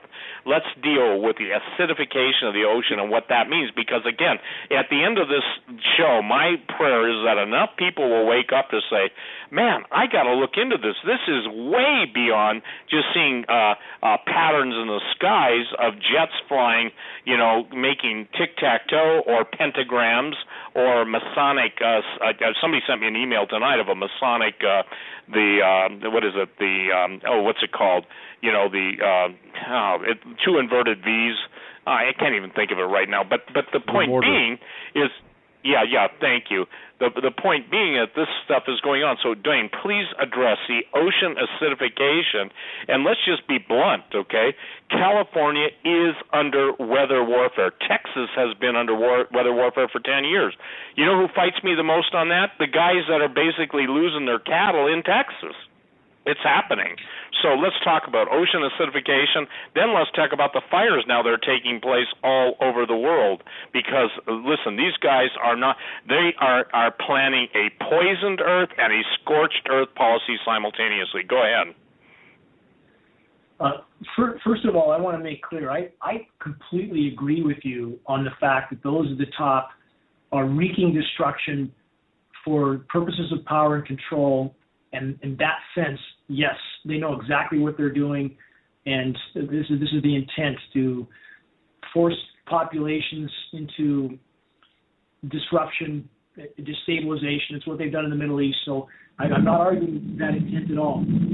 What I'm saying in regard to the overall ramifications of the climate engineering, I think they've bitten off much more than they can chew, and that's starting to sink in. The consequences of what they've done is starting to become apparent, and I think it's causing a fraying in the power structure now that is certainly in our favor. The more they infight, the better. The attack on California, there's no question. There's absolutely no question. Their consistency with dispersing the rain here is absolutely inarguable. They have made sure that the precipitation is radically reduced here. In regard to the global temperatures, and this is important to understand, when you see a record, you can probably add 4 or 5 degrees to that record. We have checked and compared the official high temperature readings with the actual readings on the ground in numerous locations, and we are seeing, one of my friends with the Union of Concerned Scientists help with this effort, we're seeing, in his case, a 4.6 degree under-reporting of the temperatures. What does that mean? It means it's much hotter than we're already being told. In regard to the ocean acidification, and that's happening at a radical rate. It's 30% more acidic than it has been historically. We are already seeing marine ecosystem collapse. Let's go back to geoengineering, another aspect of geoengineering, ocean fertilization. And I've done articles on this because I believe it's already going on, where they are combining solar radiation management and ocean fertilization by using materials that they spray in the troposphere to block sunlight. This is marine layer enhancement, one of the solar radiation management tactics. And when those materials fall to the sea surface, they are intended to cause ocean fertilization, plankton blooms, which further acidifies the ocean. This is where, again, the folly of geoengineering, and ocean fertilization is a form of geoengineering to attempt to suck carbon out of the atmosphere and put it in the ocean. Well, if the oceans die, we die. And this is yet one more tunnel vision approach to a problem that does nothing but harm. So how are the global fish populations right now? Global pelagic fish populations down 95%. How much longer can we catch and eat fish out of the oceans? The marine ecosystems are virtually collapsing. In regards to the CO2 situation, and it's important that all of us look at this equation, not just of this or that, but it's multi-layered. So in the case of CO2, is CO2 necessary? Yes. Is too much a problem? Yes. And we're putting 100 million tons a day into the atmosphere, 36 billion plus tons a year. That is absolutely a problem. And although CO2 is necessary for plants, I would challenge people to search the fact that too much CO2 stunts plant growth. Too much heat also stunts all growth. In fact, photosynthesis does not take place at temperatures over 104 degrees. That's it. It's done. So there's so many ramifications. Again, water is necessary for life, but if we're 10 feet underwater, we're not going to live long. So a lot of aspects to all this. But your main point, Steve, do those at the top understand the decimation they are causing? Is that their intent to control populations, destabilize, cut off food supplies? Absolutely. I absolutely agree with you wholeheartedly. So we're talking about weather as a weapon. Doug and Joe, on that particular point that Steve made, which again I wholeheartedly agree with, for your listeners, the notion that the U.S. government would be using weather as a weapon to further control their own populations, what percentage of your listeners do you think could, if they looked at the data, accept that reality? Every listener who is intellectually honest, and I believe the vast number of listeners could accept the data if presented to them in an understandable format, the same way I could. You know, I had to come to this realization where I'm at right now, not by somebody saying, well, this is what's going on, but by intellectual discourse, like talking with Steve Quayle and talking with people like yourself and having you and Steve say, look, here is the evidence. And to answer your question, presenting the evidence, presenting the documentation, I think anyone with any degree of intellectual honesty would certainly embrace and accept that. So I hopefully that kind of a long answer to a yes or a simple question, I suppose. If I could pose just a couple examples, and then I want to hear Steve's take on this. But if our population, let's look at the nuclear detonations our government did. And they had our own soldiers stand out in these fields with a set of goggles on as if that would protect them and expose them to nuclear detonations. Let's look at Agent Orange. Do we really think that our government didn't know our troops on the ground were being irreparably poisoned along with populations? Let's look at depleted uranium, the ammunition our own army uses that caused perhaps 200,000 injuries with our troops' Gulf War syndrome. And I know a lot about this. I paid to have a Marine veteran speak on this issue in Northern California because I felt people needed to hear. All those people who drive around with a little sticker on their bumper saying support the troops and never did a damn thing to support the troops. I brought him here. I paid for several hundred commercial tapes on depleted uranium to try to help this community understand our own government doesn't give a damn about our own troops. That's another example. Let's look at 9/11, the first responders who were told it was safe to go back into that emergency site, and now they all have cancer. They absolutely knew that it was not safe. We have example after example of our own government, and this is historical fact, doing biological testing. Steve, I know you know a lot about this, so maybe you can follow me up in 1 second here. We have how many examples? About 24 historical examples of our government doing biological experimentation on innocent U.S. civilians. Steve?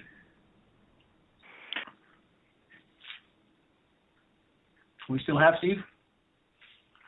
Yeah, we do. Can you hear me now? I'm sorry. Yeah.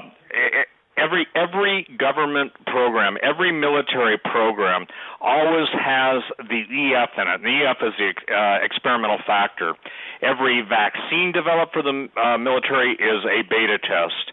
Every single thing they do is our servicemen. This is my chief bitch, okay? And people get mad at me for talking like that. Well, they better start waking up, because the idea that American citizens and everybody listening to us tonight is in effect a caged guinea pig. And or how do I say this? An experimental lab entity undergoing the experiments even as we talk. So there is no, number one, there is no truth. Number two, there is no concern, care, compassion. And by the way, the one thing, Dane, you probably know this, Doug, Joe, I hope you do. Do you know what the number one enemy is to the U.S. military and their super soldier program? Do you guys want to guess? No, go ahead. Yeah, I don't know. Compassion. They want a completely, no, seriously. Yeah, now, yeah. Aren't we seeing brain chemistry studies going where they want to read our mind, they want to control our mind? Well, tonight what Dane is presenting, ladies and gentlemen, is probably, in my opinion, the finest systematic approach to the entire concept of geoengineering. The idea is that if you take the time to go on his website, if you take the time, you don't have to read all those patents. Read the first 3 or 4 claims or the first 4 paragraphs. You'll get the feel for it. The idea that Dane has put forth is, Dane, I want to address this because I think what you're planning on doing in August, take a little time. This isn't a pitch. It is a reality check. And for those of you that really want to basically address this in your states, you need to come to this because there are some people Dane can't announce who are going to be there. I don't know them by name, but I know them by their positions. And he's put together, is this a fair statement? This is going to be your opus magnum in presenting to the world the most complete and concise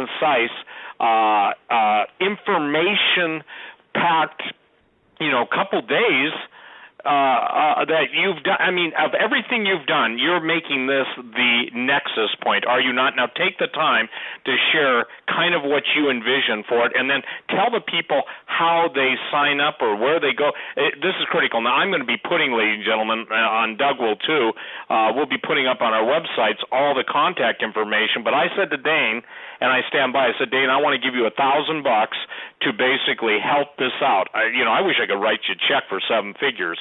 I say that because that, in my opinion, this whole idea of geoengineering, weather wars, and an extinction-level manifestation at the hand of some very evil, and I don't even consider them human beings anymore, and I don't, okay, I call them entities, is the critical point for all of us. In other words, everything else, finances that are melting down, everything that's going on, the birds abandoning Florida, I mean, the sharks coming into the waters. I have another take on that also, just for people's information. The sharks have a lateral line system. That's how they sense a fish in distress. I used to be a big-time diver. I worked on shark repellent. I did a lot of stuff with people in that realm. So the point being is that we're seeing now the most critical point. And, Dane, in my opinion, the project that you're doing in Northern California is, I would say this, the sentinel point of absolutely presenting reality to a people who have intentionally, and when I'm saying this, forgive me, unintentionally been dumbed down by the chemicals in the chemtrail spraying. So explain exactly what your conference is going to be, how long you see it happening, and don't name names because, people are ending up getting terminated and murdered now. But, the point being is that, and ladies and gentlemen, pray for this conference. The point being is that it's truth. And we do have the ability to present the truth. Now, whether people choose to believe the truth or not, that's a whole different story. But take the time and explain, cover it in detail until you feel that you've exhausted what's going to be taking place, or get everything off your heart, because this is critical. This is where the activist phase, the last thing we want, Dane, tonight, Doug, Joe, is people to say, well, isn't that interesting, and do nothing? Or isn't that interesting and say nothing? Or isn't that yawn, go get the TV remote and click on some, I won't say the word, some dumb donkey show, that simply entertains them, destroys their critical thinking, and fills their mind with trash where they can no longer critical think. So go ahead, Dane, take your time, spell it out, tell people where they register, how they register, etc., if you would, sir.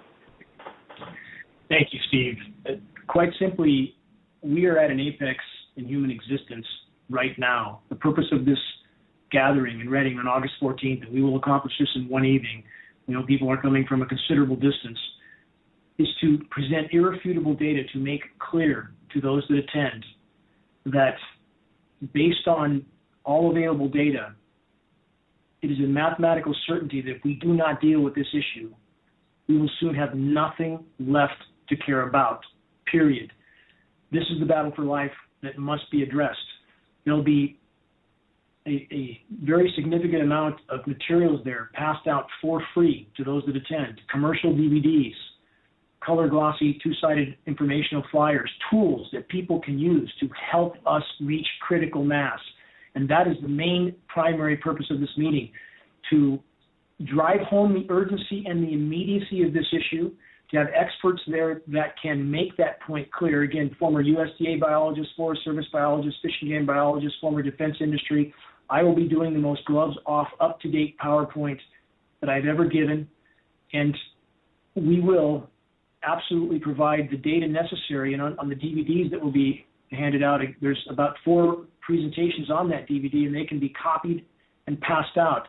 There's nothing commercial about any of this. We're simply fighting for life, and that's my mission in life. I live for the day, Steve and Doug and Joe, to see this insanity in our skies exposed and halted so that life can, again, try to resume, try to sustain itself. So the point we're driving home, as you correctly said, Steve, we are all lab test subjects in the largest and most lethal experiment ever carried out by the power structure, an experiment that is deciding all of our fate by the day.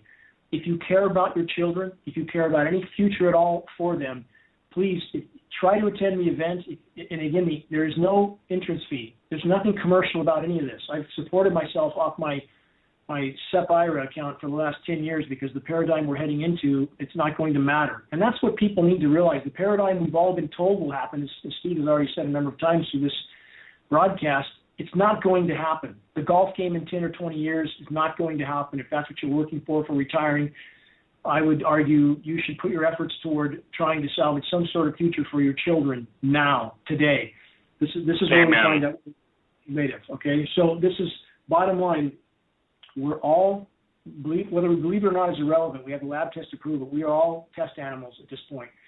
If you care about any future, please help us sound the alarm. This event is the attempt to really get that out. It'll be professionally filmed.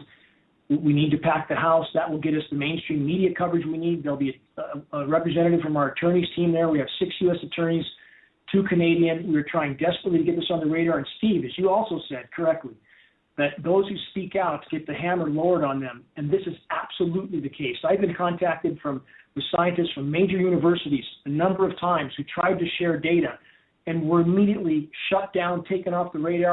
One, I was told from a major university that she had been taken into a room twice and told, if you talk about this anymore, there'll be consequences. The power structure is making scientists cower in the corner while the entire ship goes down. And we need the public to be involved in order for us to reach critical mass so that all those people in academia can come out of the shadows, because they know this is going on. I've spoken to NOAA scientists face to face who told me, and I quote, we know this is going on, we're alarmed as hell. Just like the congressional reps, they said, we don't know what to do. The public must become involved. That's the purpose of this event, Steve, and I'm so grateful for your support, so grateful for Doug and Joe's willingness to air this out. So, again, my gratitude to all of you. No problem. We will, and as Steve said, we will be posting on our website, Steve, as well, all information for this event. And Dane, I was talking to Ken earlier, and certainly we'll have you back on to nearer the event to remind everyone. But let me slip in a question here, if I may here.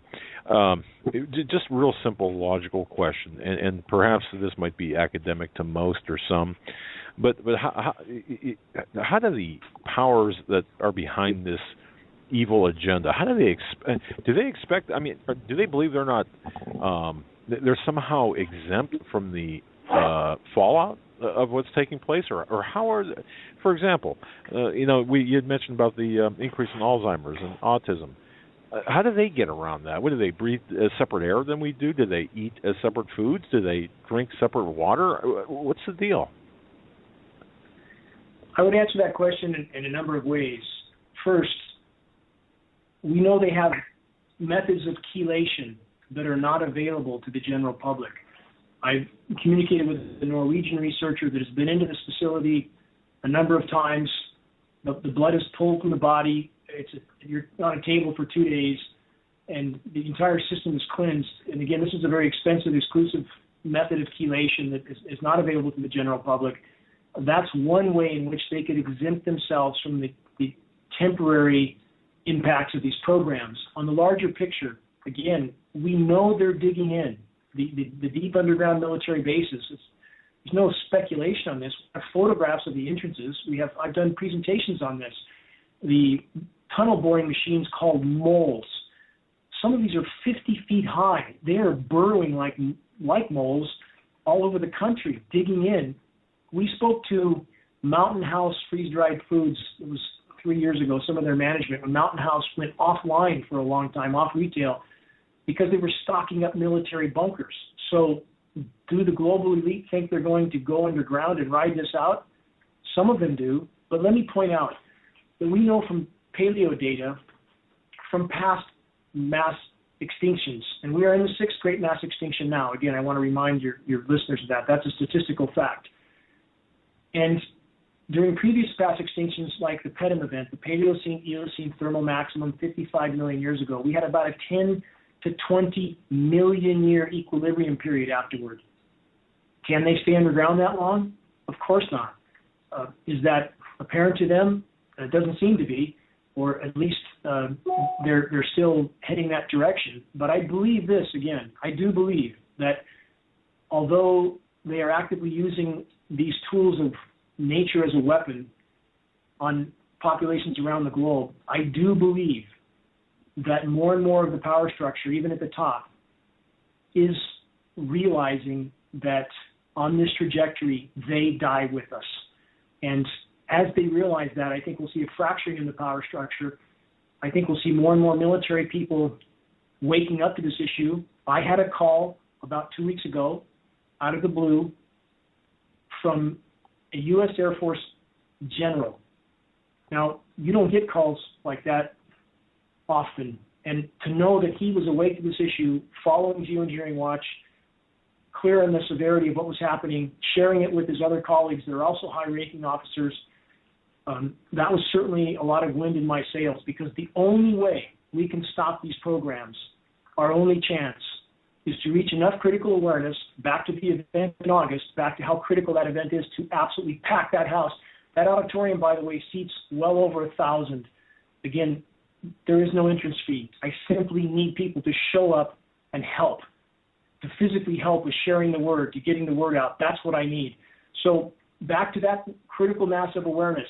It's reaching that awareness that allows people like the general who called me to become awake, that then allows him to start to share that information with other military generals, so that we can break the machine down from the inside out, so that we can get the U.S. military, at least enough of them, our brothers and sisters who don't realize what they're doing, to join us in the fight against this insanity. All this is connected.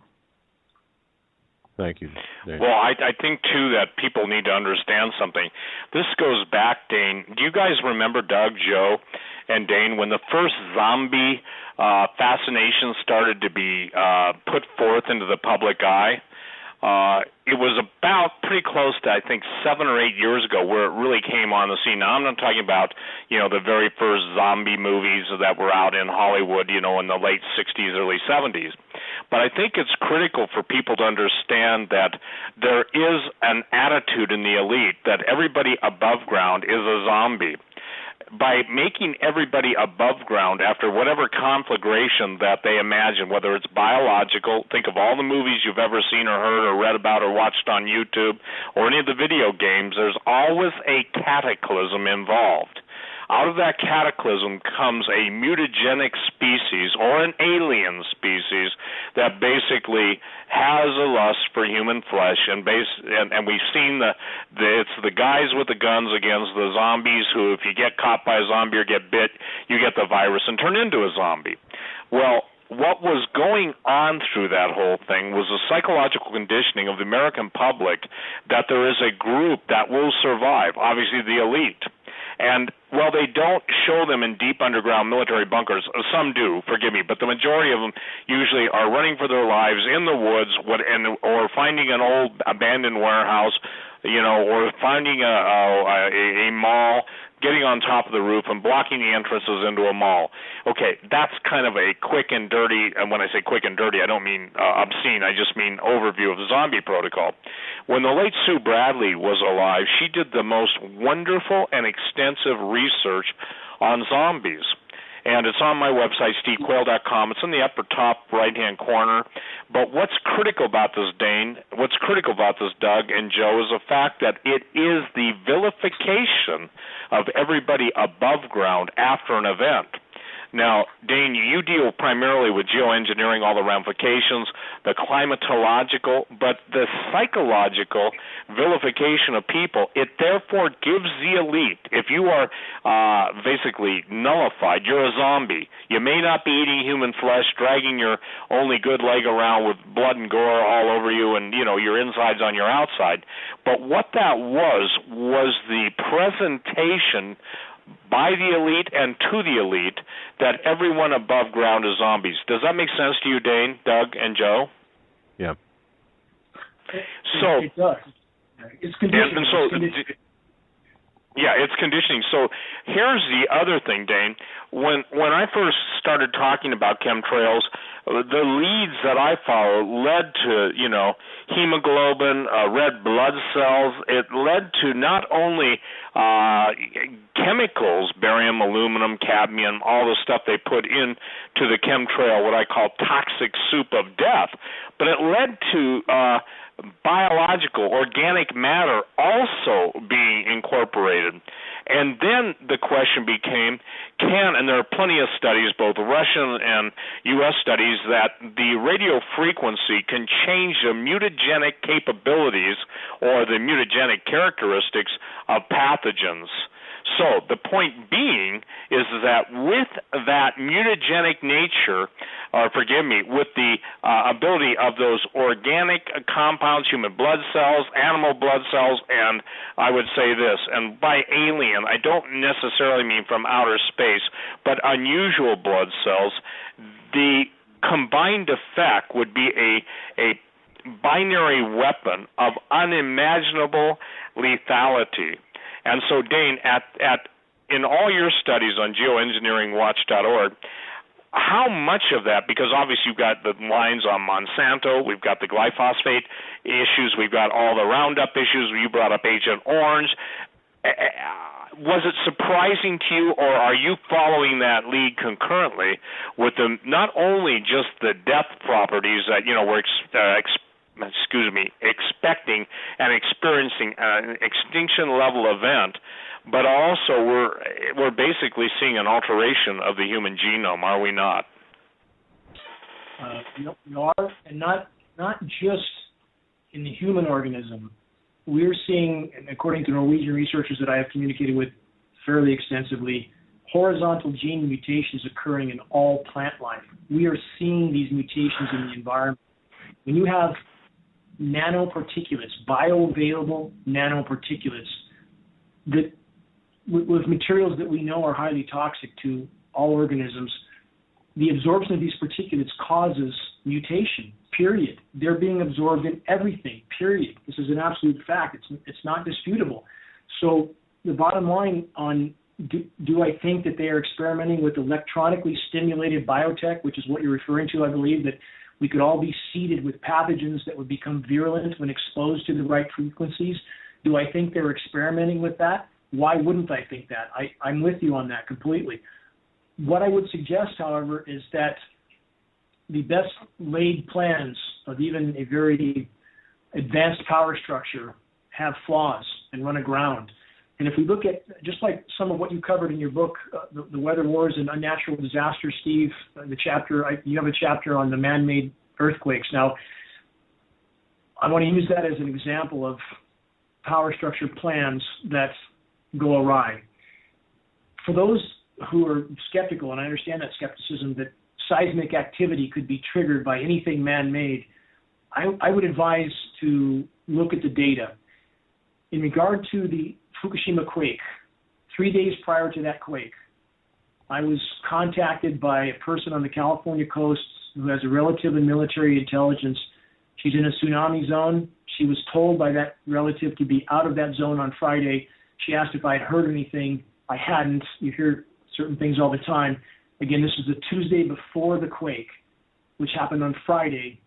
And when that quake happened that Friday morning, when she said that she was told to be away, you can imagine that I was certainly quite shocked. Now, to add corroboration to this, when we have organizations like MIT, very, very internationally recognized research institutes, and your listeners can search this, Steve and Joe and Doug, that MIT noted extremely anomalous atmospheric heating directly above the epicenter in the days prior to the quake. Unexplainable atmospheric heating. Now, this is absolutely what we would expect if ionosphere heaters were used to trigger seismic activity, and we know from all available data that they have this capability. However astounding it may sound to people, the data backs this up, that in a seismically sensitive zone, if you beam that much power into the strata, and we're talking about many billions of watts, it causes vibrations, and that can cause seismic activity. So given all that we know about that quake, and given acknowledgement from MIT, and given the fact that Japan was starting to ally with its regional partners before that event, and certainly after that event did whatever the U.S. wanted them to do, there's a lot of data to back this up, and I'll add even more. General Bert Stubblebine, the highest-ranking U.S. Army general to speak out about 9/11, I've had considerable contact with him, done interviews with him, and General Stubblebine has stated that his associates still in the service have stated the quake was intended, but Fukushima was not intended.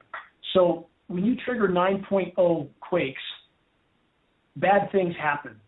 And now we have Fukushima that may kill us all. So this is the haphazardness of the power structure. And back to the electronically stimulated biotech, Steve, I would argue, just like geoengineering, which sounds like it's some exact, precise science, it's not. And although they are experimenting with this, and I fully agree with you on that, I would argue their results will probably be very haphazard at best, and that's in our favor. Your thoughts? Well, yep, and let me share this because, again, I have a little different take on it, Dane, and not to be argumentative, but there are multiple generals and multiple what I would call top-level scientists in black physics that said that there was a neutron flux created in the reactor. People can look that up. Basically, it's you amass a massive amount of neutrons and you aim them, focus them, get them into the mass. There was literally, I don't know if you saw it, Dane, Doug, and Joe, but there was a video taken that showed, and not just that this is not Project Bluebeam, but literally three or four shafts of intense energy going into the core. Did you see that, Dane? Straight into Fukushima? Yes. Let me share this, and I'll wet the whistle of everybody on this. Right now, more and more top secret aerial craft that the United States has reverse engineered. Probably the best example is TR-3, Tango Romeo 3 Bravos, the triangular shape that basically have three lights and they morph into a single light and seemingly vanish. From four-star generals, I've been told that we've had invisibility, not the stealth technology, but true invisibility for a long time. So I believe that was a generated earthquake, and I also believe that after the earthquake, they got by with a little help from their friends above. Their friends above is who has the most to gain? Well, the answer is the Illuminati. Who controls, or the global, population destroyers? Who has the most to gain? They do. So whether that's true and provable to the average mind, I believe that. Now let's jump to something, Dane, because the plankton are eating plastic. They're feasting on the ocean litter, and now they're claiming that the tiny plankton are ingesting fluorescent plastic debris. They're showing it on video, and it's changing their genetic structure. So whether Fukushima provides, and again, Dane, you've got a background in science, obviously working for Bechtel, formerly working for Bechtel. You don't get hired by Bechtel if you're a dummy. I know people that have worked there. The point, and that is not flattery, it's just a fact, okay? I think people who are listening to you tonight know that you know what you're talking about. Therefore, that changing the plankton and the entire field of nuclear physics has been rewritten by an idiot press with all of the lethal doses of radioisotopes being totally neglected, totally denied, and all of the mutagenic factors that are affecting the Japanese children, the Japanese produce, whether you're getting, strawberries from hell, not even looking deformed strawberries, they're growing to different sizes. The question I have, and I guess I'd like your comment on it, is seeing that Fukushima and the mutagenesis taking place, the ionospheric heating taking place, especially in the Midwest of the United States, where we've had all the horrific tornadoes and the websites that actually monitor the HAARP signals. And for the record, I am not talking just about Gakona, Gakona, Alaska. I'm talking the 72 ionospheric heaters that are distributed throughout the world that seemingly can use satellites to focus their combined radio frequency wave energy. What are your thoughts on that? The fact that nuclear physics has been rewritten by idiots in the press and basically fed total manure, and what has happened is that the harvest has been totally false. I don't argue with you on any of those points. In fact, even going back to Fukushima, I'm simply stating what I've been told, and that doesn't necessarily mean that I would subscribe to any particular conclusion on whether Fukushima was or wasn't. So, I don't think we're in opposition on that at all. Certainly, the scenarios you described are something we would expect the power structure to do, given the behavior we know that they exhibit. So, there's a lot of conclusions with Fukushima that are hard to come to solid determination on, but I think we are on the same sheet overall, Steve. It was certainly an event that appears to have the ionospheric heaters signature all over it. We have a lot of corroboration, again, even from organizations like MIT. And as far as the other experimentation that would go along with creating that type of nuclear cataclysm, that does fit into other things we see the power structure doing. So I don't think we're in opposition on that at all. I'm open to a lot of conclusions on that.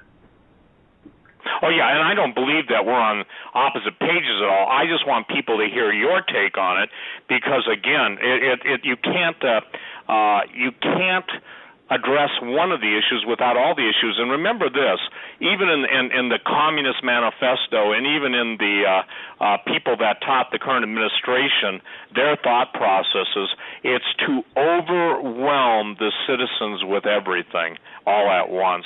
Well, let's take a break. And, Doug, do you want to take email questions for Dane? Is that okay, Dane? Absolutely. Okay. Yeah, sure. So, ladies and gentlemen, while we're on the break, now that's okay with you, Doug? Sure. Yeah, absolutely. Because I think the questions will, and I'm sorry to say, the questions will be a beta test into how people are hearing what we're saying, and hopefully they're hearing what we're saying. So, ladies and gentlemen, feel free to send your questions to Doug Hagmann, or you can send them to me, and I can forward them. But send them to Doug. Doug can ask the questions, and if you've got any questions on this, because this is that critical, we've got another hour. So let's take a break and come back with questions for Dane. All right, and before I pop it to Joe, folks, just go to HagmannHagmann.com, click on the Contact Us button, fill out the form, just put in the subject line question, and we'll get to it forthwith. That's HagmannHagmann.com, Contact Us, fill out the form there, and we'll read the questions on the air. We're going to take a quick commercial break. You're listening to Steve Quayle and Dane Wigington on this Wednesday, July 8th edition of the Hagmann and Hagmann Report. We'll be back, ladies and gentlemen, to our third and final hour on this Wednesday, July 8th, 2015. Our guest tonight, Mr. Dane Wigington, his website, geoengineeringwatch.com, and Steve .org. .org, I'm sorry. Yeah.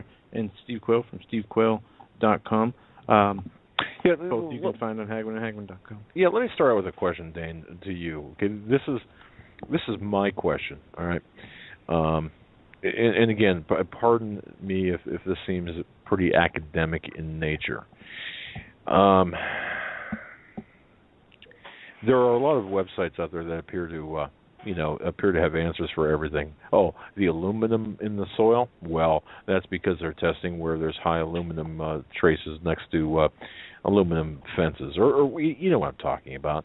The contrails, of course, they're just merely natural effects of the emulsions from jet engines, and it depends on the atmospheric conditions, et cetera, et cetera, et cetera.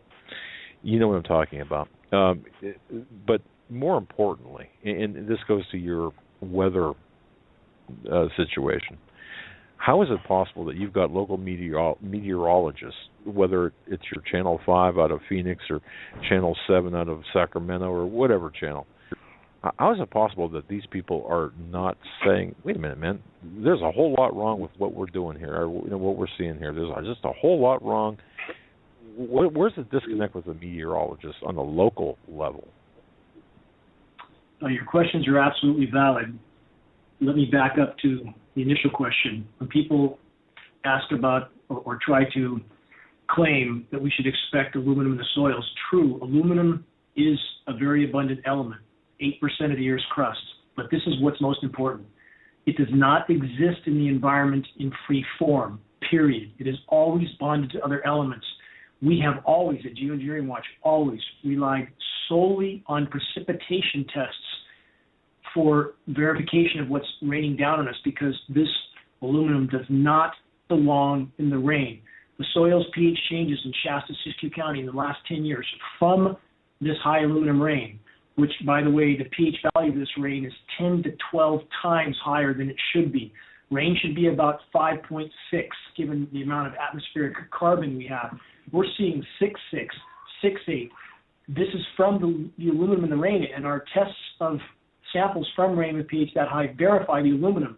So those that say we should expect this are simply lying. And we've seen soil pH changes, again, 10 to 12 times toward alkaline in the last 10 years. If this was normal, it would not have happened in the last 10 years. We've seen a decline in aquatic and terrestrial insect life in Northern California. Listeners should listen to this. 90% decline in aquatic and terrestrial insect life. 90%.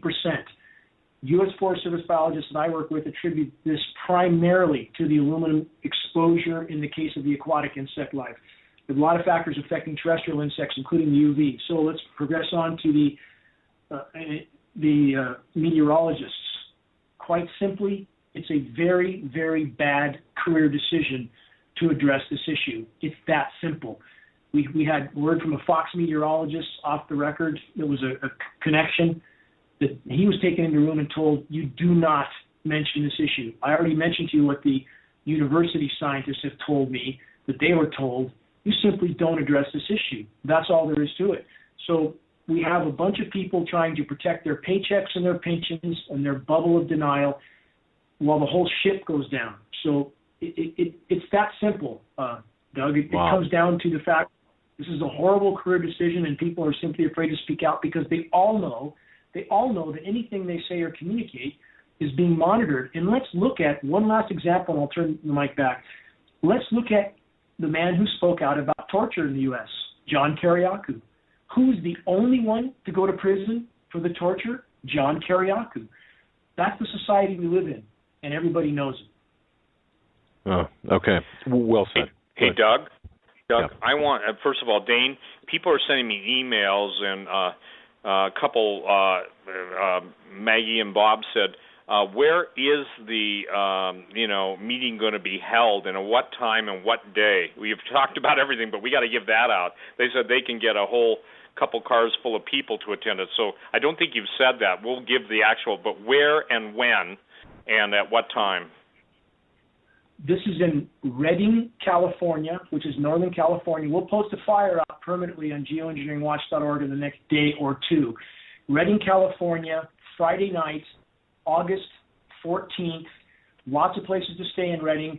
We're going to open the doors very, very early. We're going to have the doors open about 3 hours before the event actually starts so that people can communicate with some of the experts that will be there and not be rushed. And it'll be a very fast-moving and hard-hitting event. Statements of urgency from all these experts, a presentation by John Wells, and then my PowerPoint presentation, which will be the most hard-hitting I have ever given, and then we'll have a panel discussion afterwards. So all that will be on the flyer data. People can download the flyer and share it. It will be posted on geoengineeringwatch.org in the next 2 days.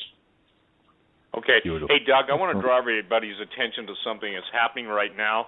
It's related to what we're talking about on the peripheral, but I want people to be able to go to norsecorp.com, NORSE The cyber attacks right now that are coming in at St. Louis. Now, why is this important? It's critical for people to understand. The Greek banks are closed. China, trading was suspended. New York Stock Exchange, trading was halted. London, the subways were shut down. And in Paris, the subways were shut down. I believe it was United Airlines. It took them almost half the day to get their cyber attack happening, and the president made a point, and his cabinet members saying this was not a cyber attack. You can go on Norse Corp, NORSECORP.com, and watch it in real time. I'm watching it right now, not to take away from what Dana's talking about, but because I'm watching St. Louis get hammered. I don't know the attack type. It will tell you the attack types. It will show you where it's coming from. And the attack targets, you want to bet you already know them. U.S. is numero uno. So, ladies and gentlemen, when you think about this, I know that there's sensory overload, but what happened today was not an accident. It was payback. The Chinese are blaming the United States for their economic woes. And what you saw in the precious metals was somebody with huge money being able to just throw the metals to the dogs, buy paper metals, not physical. And I was told by one of the biggest suppliers in the world today, they've never seen so much silver being bought. Doug, what we're at, this isn't a plea, it's just telling everybody. I said on your show years ago, the day would come when you won't be able to buy it at any price. You can show the spot price at $15.25. It's not available at that price. So what do you have to pay? Whatever you have to pay, that's what it's available for. And so what's telling and compelling to me is this, is that orchestrated with that attack was some of the biggest purchases in the world by, guess who? J.P. Morgan, who owns 95% of the world's commodities contracts. Now, I'm not saying they're behind the attack. I'm just saying they took advantage of it. It's coming from China right now. It's increasing. So norsecorp.com. People be set, because on a weekend they're going to claim that there was a cyber attack that wiped out the U.S. banking, and all the money in all the accounts, I've warned about this for years, is going to be gone. So do as you feel led, as quick as you feel led. Go ahead, Doug, with questions. Yeah, I just want to mention, Steve, that on HagmannHagmann.com we have a direct link to Norse Corp. Yeah, that site as well as an alternative site as well that shows exactly what you're talking about in real time. So thank you for that. And yeah, it's just, Steve, technical glitches, right? All right. Things, and I watched the media just explode with that drivel today, which just, it's insane. All right. We'll go through these questions in the order we received them. First question is from Jim, and they have a question for you, Dane. Is there anything that the general population can do to lessen the effects or the chemtrail effects? They said they're heavy spraying in their area and would like to know if there's anything they can do on a day-to-day basis. There absolutely is, and let me answer that in 1 second. I want to give one more final caveat to Doug's earlier question on the meteorologist. Another important fact to consider: all the weather modeling for the National Weather Service and NOAA, National Oceanic and Atmospheric Administration, is done by Raytheon, a primary weather modification contractor. So you have those doing the weather modification, supplying the weather modeling. Meteorologists are simply script readers. The entire flow of information is controlled from top to bottom. The FAA's weather modeling is done by Lockheed Martin, another primary weather modification player. So again, great links have been taken to control the entire weather disseminating mechanism, if you will. Bain Capital in Blackstone owns Weather Channel, Rothschild's Weather Central, Monsanto Climate Central, or Climate Corp, excuse me. So you have the climate modification cabal, the power structure controlling weather dissemination. So that's part of the question on the earlier question posed. Gotcha. On the lessening the effects, yes, everyone can chelate. Everyone should chelate daily. We have to try to keep these metals from building up in our system. I would recommend everyone go to their local nutritionalist and get on a very credible heavy metal chelation program. A lot of elements effective for this. The blue-green algae, chlorella, for example. Cilantro is good for freeing up heavy metals, but in conjunction with cilantro, an element like zeolite is helpful. A lot of water, calcium, minerals, elements your body needs so that it will not substitute these heavy metals in their stead. So there's a lot you can do to chelate to keep these metals flowing through your system and not lodging and building up. I would recommend everybody to see your local nutritionalist. A lot of those at health food stores that can assist you. This should be a primary concern for people to keep these metals moving through their system and not building up. Dane, thank you for that. That's very important. I just want to say to Steve, going back to what Dane said prior to talking about what can be done to avert or to mitigate the damages from the heavy metals. When Dane was talking about Raytheon and all of the powers that are involved in this. Steve, you and I got to talk about forming a posse.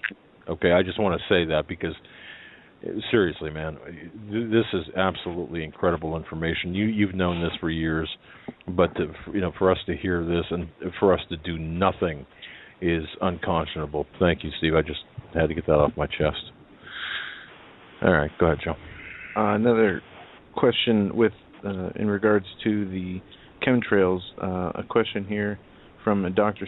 Cindy. How long does it take for the particles to hit Earth? That's a very important question. You'll hear internationally recognized geoengineers like David Keith from Harvard, who, again, I would encourage people to Google my name with his name. You'll see a 5-minute video of me confronting him at an international conference where he said this.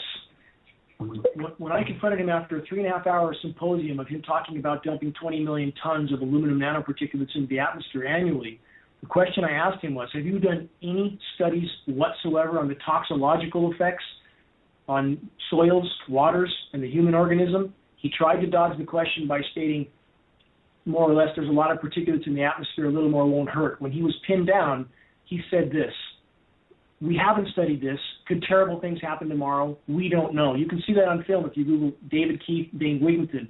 As far as descent times go, a polymer chemist who just passed away 2 days ago that I have communicated with on this issue felt descent times could be as low as 12 to 24 hours. Back to David Keith, who is trying to sell to the world that these particles will remain aloft for years. That's an absolute lie. You can see them descending on the right day under the right conditions. It looks like a vertical veil falling to the ground. This stuff is raining down on all of us. It's absolutely beyond dispute. And if I could say one more thing to tie this in with everything Steve said. When Steve talked about all that's happening right now, I'm completely with him on all that. The bottom line is we know what they're doing is absolutely accelerating the implosion of the biosphere by the day.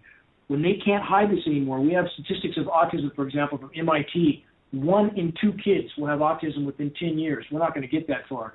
But from every direction, again, we have biosphere implosion. That can't be hidden much longer. And all the things that Steve just described on the financial end are connected to climate engineering and the implosion it's causing, the impacts it's causing. Everything's connected.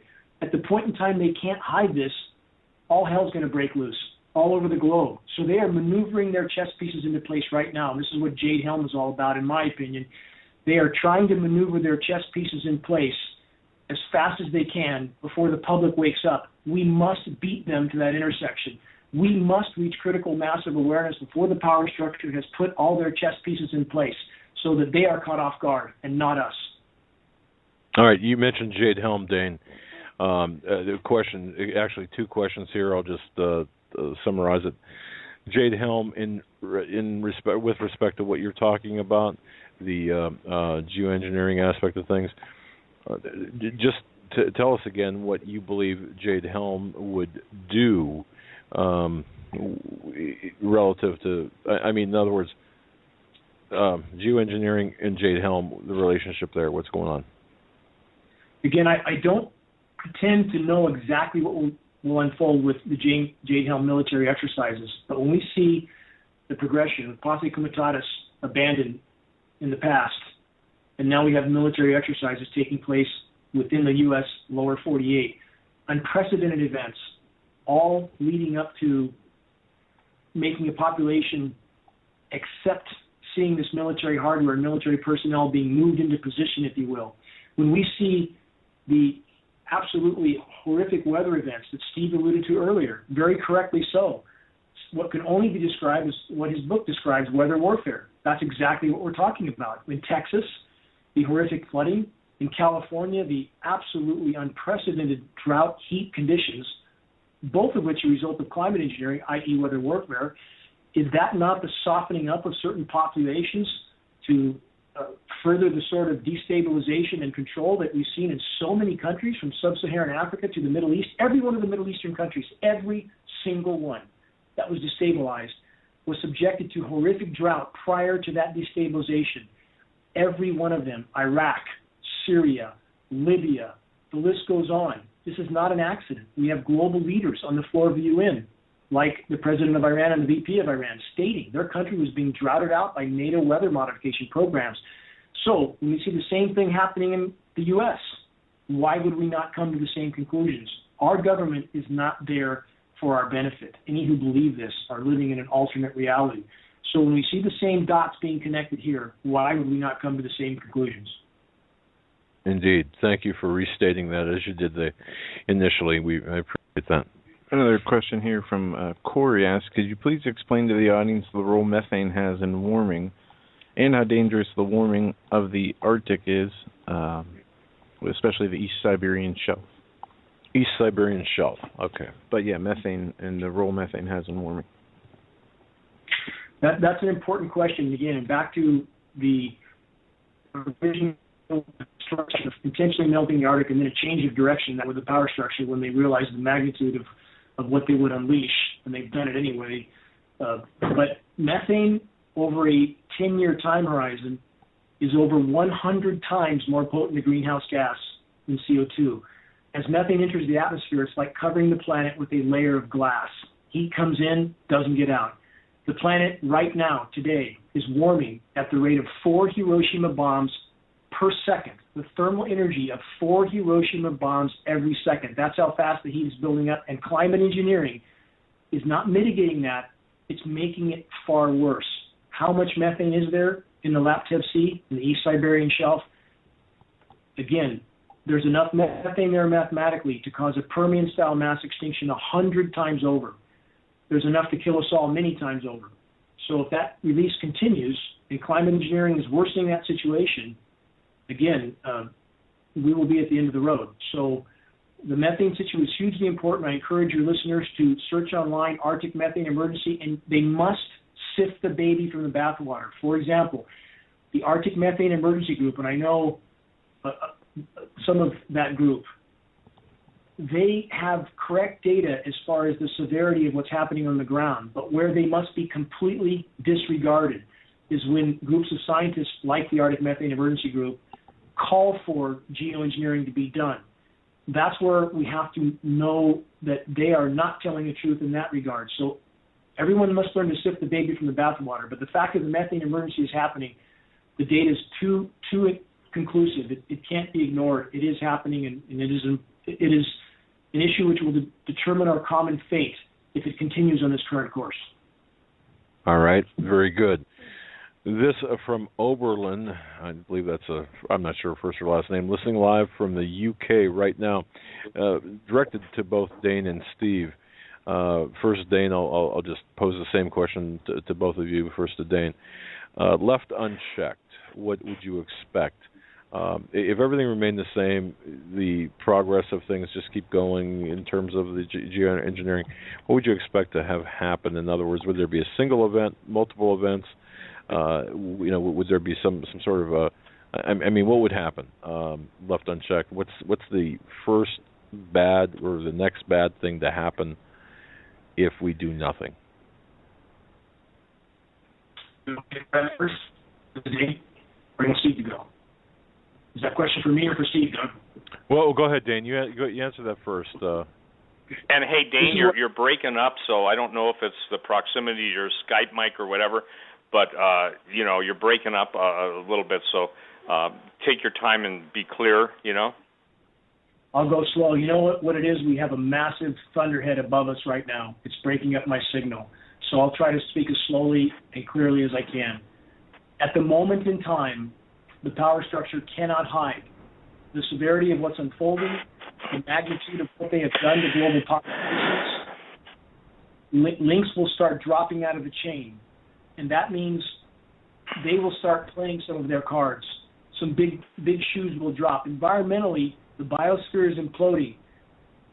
If nothing else changed the current trajectory as far as the condition-averse life support systems, we're heading mathematically to a planet that won't support life past 2040 based on the best frontline data, northern hemisphere much sooner. But that doesn't mean we go along fine till then. It's imploding right now, as I mentioned. Global pelagic fish populations, the overall species extinction rate, so forth. So the bottom line is this. When links start falling out of the chain of the incredibly complex system that we are all a part of, that's when our reality will end. And I would argue, as Steve already mentioned, the financial goings-on today, when the card house, the illusion can no longer be maintained, that reality will go on its head. And I would argue that is very, very close. They can't hide this much longer. Steve. Well, I would like to say, Doug, again, it's no longer the end is near, the end is here. And I think you can see it in the flooding that's taken place, especially because of listeners from Great Britain. I said this once, and I guess I got in a lot of trouble with certain people for saying this, but I've literally seen the British Isles almost totally underwater. Now, why would that happen? Because not only will the volcanism and the generated earthquakes using the same technology that Dana's talking about take place, but when the fountains of the deep open up with all the tectonic shifting, the thing I worry about too, Dane, is I've said this for 25 years on talk radio as a guest and as a host, that my biggest concern is, and I believe the entities will do this, is they'll generate an earthquake, whether the New Madrid on the west coast, east coast, Cumbre Vieja, all the things we've been told about, and that will shift and that will rupture the aquifers. Same thing in the British Isles. And so what I am telling people is this: you've got to understand that, and I don't agree with what's a single point, what I would call the major point. I think the major points are all happening. I think you take plankton, you take volcanism, you take earthquakes, you take the destruction of the ionosphere, you take on the mutagenic properties taking place by ionizing radiation. Anybody with a brain can look up the half-life of plutonium. It's not in weeks, days, it's in tens of thousands of years. The isotopes of some of the stuff being from Fukushima, the death in the ocean. And I'm going to tell you something. This is exactly what's playing out. Now, Dane, I got a question for you. We didn't address Morgellons. What have you found out? Because we've got a lot of people that listen to us that are suffering from Morgellons. Will you address that? Because concurrently with all of the other effects of geoengineering, Morgellons seems to have popped up and is devastating literally hundreds of thousands of lives. And remember, the doctors in the medical profession that's controlled said it's all psychosomatic. Will you address Morgellons, sir? I think based on available data, it would be hard to argue that there isn't a connection between Morgellons and geoengineering. There absolutely is a connection. And for those in the medical community that deny this, again, we have blatant denial in academia to a degree that can barely be comprehended. From the climate science community that denies geoengineering is going on to the medical community that denies Morgellons as a reality, it's like we're living in some sort of B-horror movie that you can't wake up from, that those around you are unwilling to face or acknowledge the truth at any cost. And now they're so invested in the lie that they continue to perpetuate it. But again, Clifford Carnicom has done great work on the area of Morgellons. I would encourage people to investigate his work, and I think that his conclusions that there is absolutely a connection are valid. I think it's absolutely valid, and a lot of other issues. We know aluminum. I've been to Stanford with one of their top bioscientists there. Stanford has now connected aluminum with type 2 diabetes, obesity. We know ALS, autism, dementia, Alzheimer's. I mean, there's not much or perhaps nothing that these toxic metals don't do. And then the fibers that we know we have patents like the Welsbach patent that includes a polymer fiber. We're all absorbing those fibers. What happens when the body tries to expel those fibers? Is that connected to Morgellons? Perhaps. But again, Clifford Carnicom's work, I would say in that arena, Steve, would be the most valid, and that's his areas of expertise. But I would say, in a conclusion, that it's absolutely certain that there's a connection between the exposure to the fallout and Morgellons. And I'd like to address that too. Look, we're seeing plankton basically taking in polymers because that's what a plastic is. So the point being is that Morgellons and the body's natural defense system, the immune system, is trying to expel it. Unless you've talked to people who have suffered almost going to the point of insanity because they were told they were crazy and they got stuff coming out their skulls and other parts of their body, this is a real deal. And ladies and gentlemen, I hope everybody understands. By the way, I've got to make this clear. It's Norse Corp. I will spell it. Everybody thinks I'm saying Norris Corp. Okay? N-O-R-S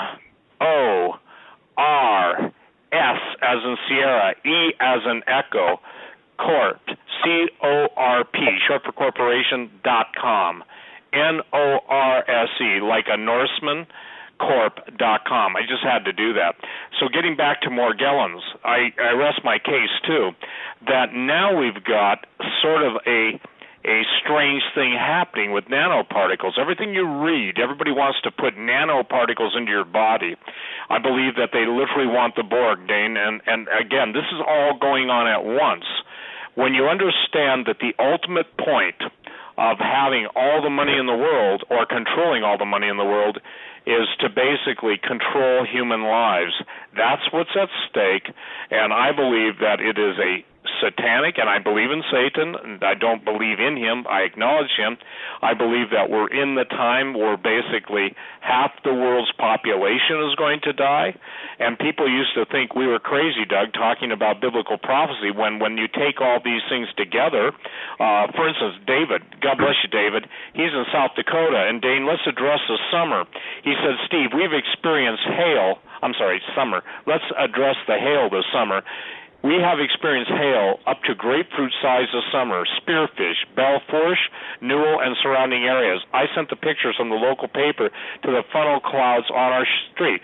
Some of the weather patterns that are on Dane Wigington's site, geoengineeringwatch.org, specifically talk about being able to generate hail of a disproportionate size. Will you address that? Because that's even, whether people accept or not, that's even a real weapon that's going to be used against the people on the planet. Let's face it, dodging a 100-pound hailstone at terminal velocity isn't anybody's idea of a good day. Let's do an example for that, Steve. You're exactly on target with everything you just stated. In regard to chemical ice nucleation that then forms the nucleus for a building up of ice around that core, the ice balls in Lake Michigan, for Doug or Joe or you, Steve, I'm sure you've seen this in the last 3 to 4 years, massive ice balls are occurring in those lakes. Why? Because they're being chemically nucleated. The moisture over those lakes is being chemically nucleated, and that's the result. Same thing happens in a convective cell of rain.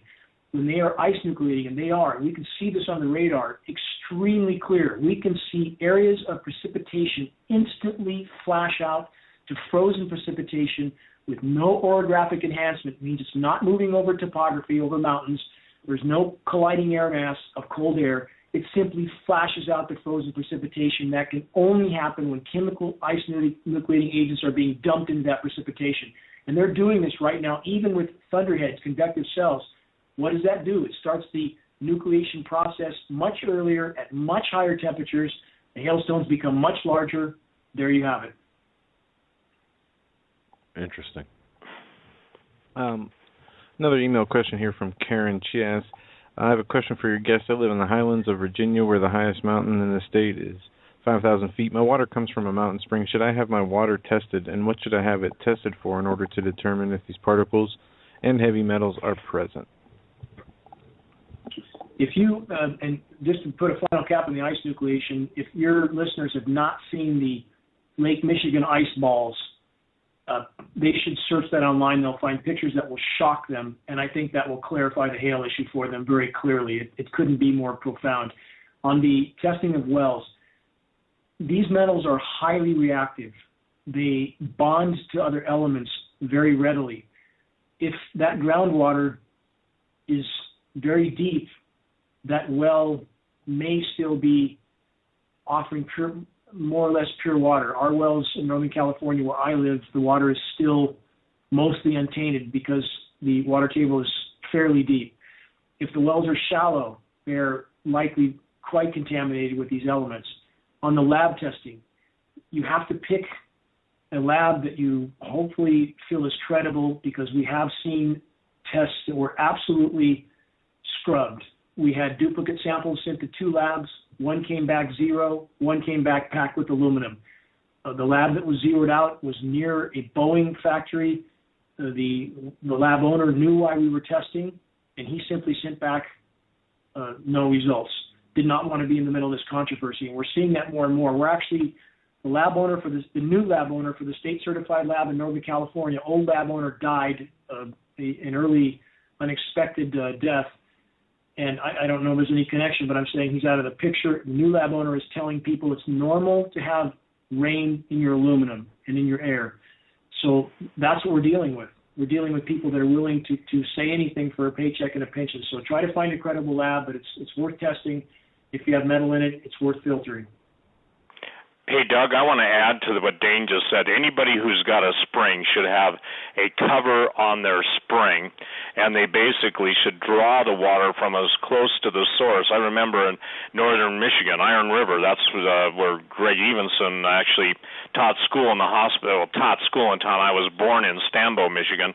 The bottom line is that, by the way, thank you, everyone, for praying for him. I don't have any more current update than the one I already posted, but I want to say a special thank you. Greg Evenson is probably one of the bravest men who has told people the true level of the battle that's coming against them, not in the realm that Dane and I are talking about, but in the literal repositioning of military assets, and told you years ago how how this is going to play out. Greg is a decorated Green Beret. He doesn't talk, he doesn't brag, but he's also probably one of the bravest men I know. And he sent me an email the night before he went surgery, and I think I'll post it just to let people know this is not grandstanding, saying goodbye to me and thanking me for being a friend. I immediately put up the alert, and the people of God all over the world went to prayer for him. So people, whether they believe in God, that's irrelevant. The thing that's relevant is the people that do believe in God would touch God for Greg Evenson, and he's still alive by the grace of God. Also, Kent Hovind was released from 10 years of in prison for something he should never have been in prison for in the first place. You remember we called the world to prayer on Hagmann and Hagmann for him. Others went to prayer, others went, Dave Daubermeyer and others took up the cause, God bless Dave, but the point being is these are miraculous things taking place in the worst of times. I also want to say this to people that think your gardens growing organic vegetables are safe. You must all go to greenhouses. You must go to what I call drip troughs, where the water running off, even the rainwater, is taken away and run downhill or pumped downhill away from there's no such thing, by the way, as organic vegetables, because with the chemtrail spraying, and this is something, Dane, that I've been told by guys who basically have got to stay hidden or they'll die, okay? People just don't get the severity of what's going on. When you've got 5 natural health doctors being murdered, one of them, the one that was shot in the chest that they claimed shot himself in the chest, I talked to the builder of his house, and a guy who was personal friends with him and said he did not commit suicide at all. His whole point was on vaccination and mercury in it. So when we openly see people being killed, whether they're the one that Dane just mentioned, or there's now up to 5 natural doctors and they're outspoken critics of vaccine, when you understand who controls all the the dissemination of information, whether it's the Rothschild-owned Weather Channel, all the things that Dane ran through, the point is, ladies and gentlemen, you've got to be proactive. Those of you who are gardeners, you must build greenhouses. You have to do that. Those of you that raise cattle, obviously everybody knows that they should be eating grass-fed, grass-finished beef if possible. Same thing with, free-range chicken. Same thing with organic pork. All of these things. But everybody smugly says, well, I'm buying organic stuff. There is no such thing at this point as you have known it. Whole Foods sold out and basically now is not even going to carry organic. They're making the claim that GMO stuff is just as good, if not better. So, Dane, do you want to address that? Because I deal, and having been one of the guys, I don't know if you know this, but starting the PrEP movement 35 years ago, I think, the point being is that there's so many misconceptions, and this touches everything. This touches everyone. I'm talking about geoengineering and the fallout. Would you comment on that? Because, again, you like to think you're eating safe food, safe meat. For those of you that eat meat, even the vegans and vegetarians will be surprised at how much they want to kill everyone. Will you deal with the food issue? Everything you said, every point you made is exactly on target. There's no organic anything at this point. In regard to the grass-fed beef, same Norwegian researchers I communicated with have calculated how much aluminum a grass-fed cow would consume in a year there in Norway. And it's a little over a half a kilo. Think about that. That's how much aluminum a cow would ingest in a year from the amount of aluminum the grass is absorbing. There is no organic anything at this point. And this is where the reluctance of the organic growers, communities, environmentalists, for them to face this issue has been extremely perplexing for me. They want to focus on little corners of comfort zone, if you will, and they're not facing this issue. And I hope that changes. And for a lot of them, and I've spoken to the head of Sierra Club, I've debated on national radio with Greenpeace's top scientists who pretended not to know this is going on. They're all trying to protect their 501c3 nonprofits, and that's not going to matter much longer when we're all looking for our next bite of food on a planet that no longer supports life. So the bottom line is, with a lot of the spiritual institutions, unfortunately, the same factors involved. They're protecting their 501c3s. They won't address this issue. Congregations in those institutions must force their leaders to face this issue. This is required of us. This is scriptural as well, right? We're required to be good stewards, period. We're required to try to protect our children. It's not an option, it's an obligation. So on the foods, you're exactly right, Steve. There is nothing that's not contaminated at this point. Back to climate engineering, back to the inarguable facts. For those, whatever other complexities people struggle with comprehending or believing, here's the inarguable facts. There's a mountain of toxic heavy metal raining down on all of us. The lab tests prove it. We're breathing it. It's being absorbed in everything. That's an indisputable fact, period. Yours, Steve. We're done. Go ahead, Doug. More questions, yeah. Joe? Quick question here. The southern hemisphere versus the northern hemisphere, is there any distinction, difference? Is one hemisphere safer than the other, or are we just getting slammed? I mean, we understand this is globally, but listener wants to know if there's a difference in hemispheres. Yes. Mathematically speaking, the trajectory for the southern hemisphere is better than the northern hemisphere.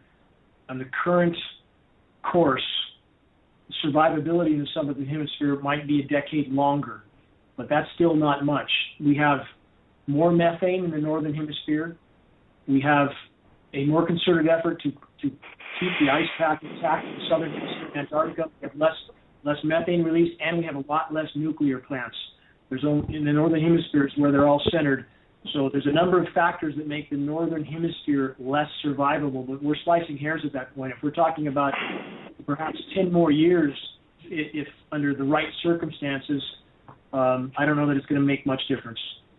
Understood. Yeah, there was an issue there, Steve, with somebody asking about. Yeah, I answered an email, and basically, in my early ages of survival preparedness, I studied nuclear fallout patterns. Now, obviously, there wasn't the geoengineering going on, but it seems like the areas, Dane, that the elite have reserved for themselves are less subjected, even by satellite, to geoengineering. I'll give you a good example.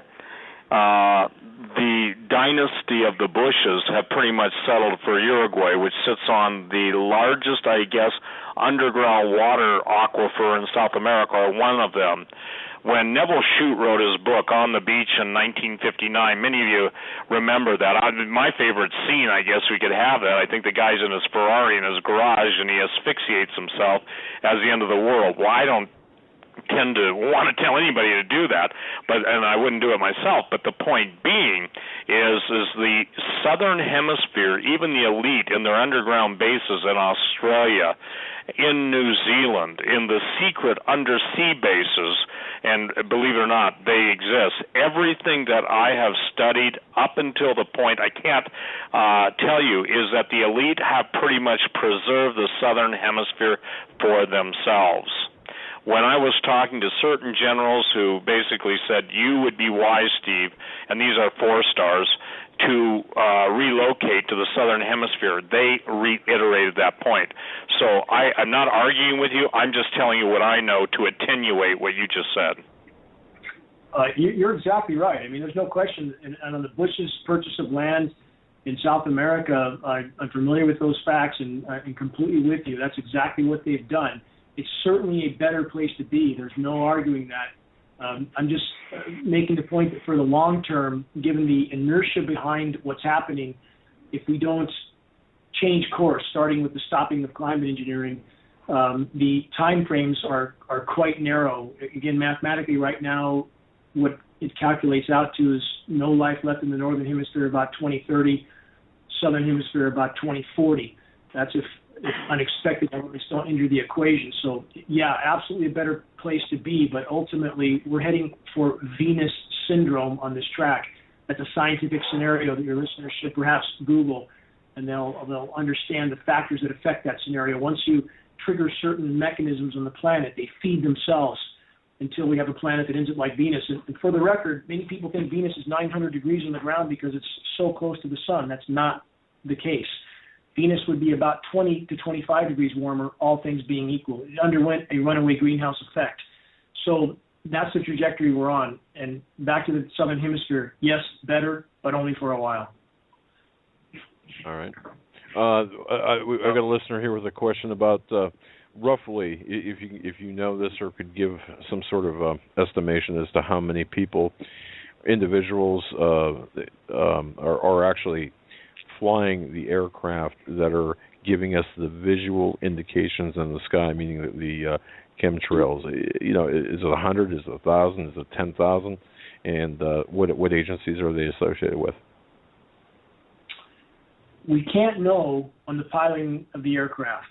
Could some of them be drones? Yes.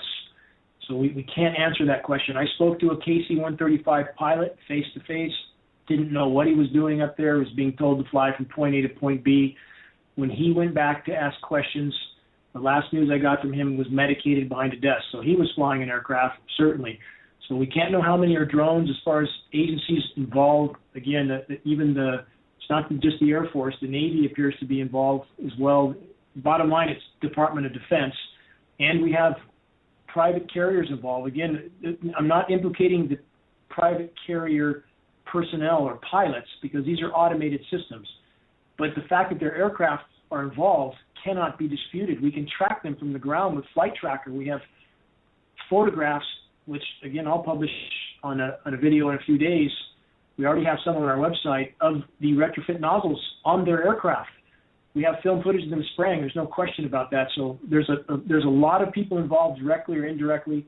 I personally spoke face-to-face with a top executive from Jeppesen, which is a subsidiary of Boeing. Jeppesen coordinates all global flights.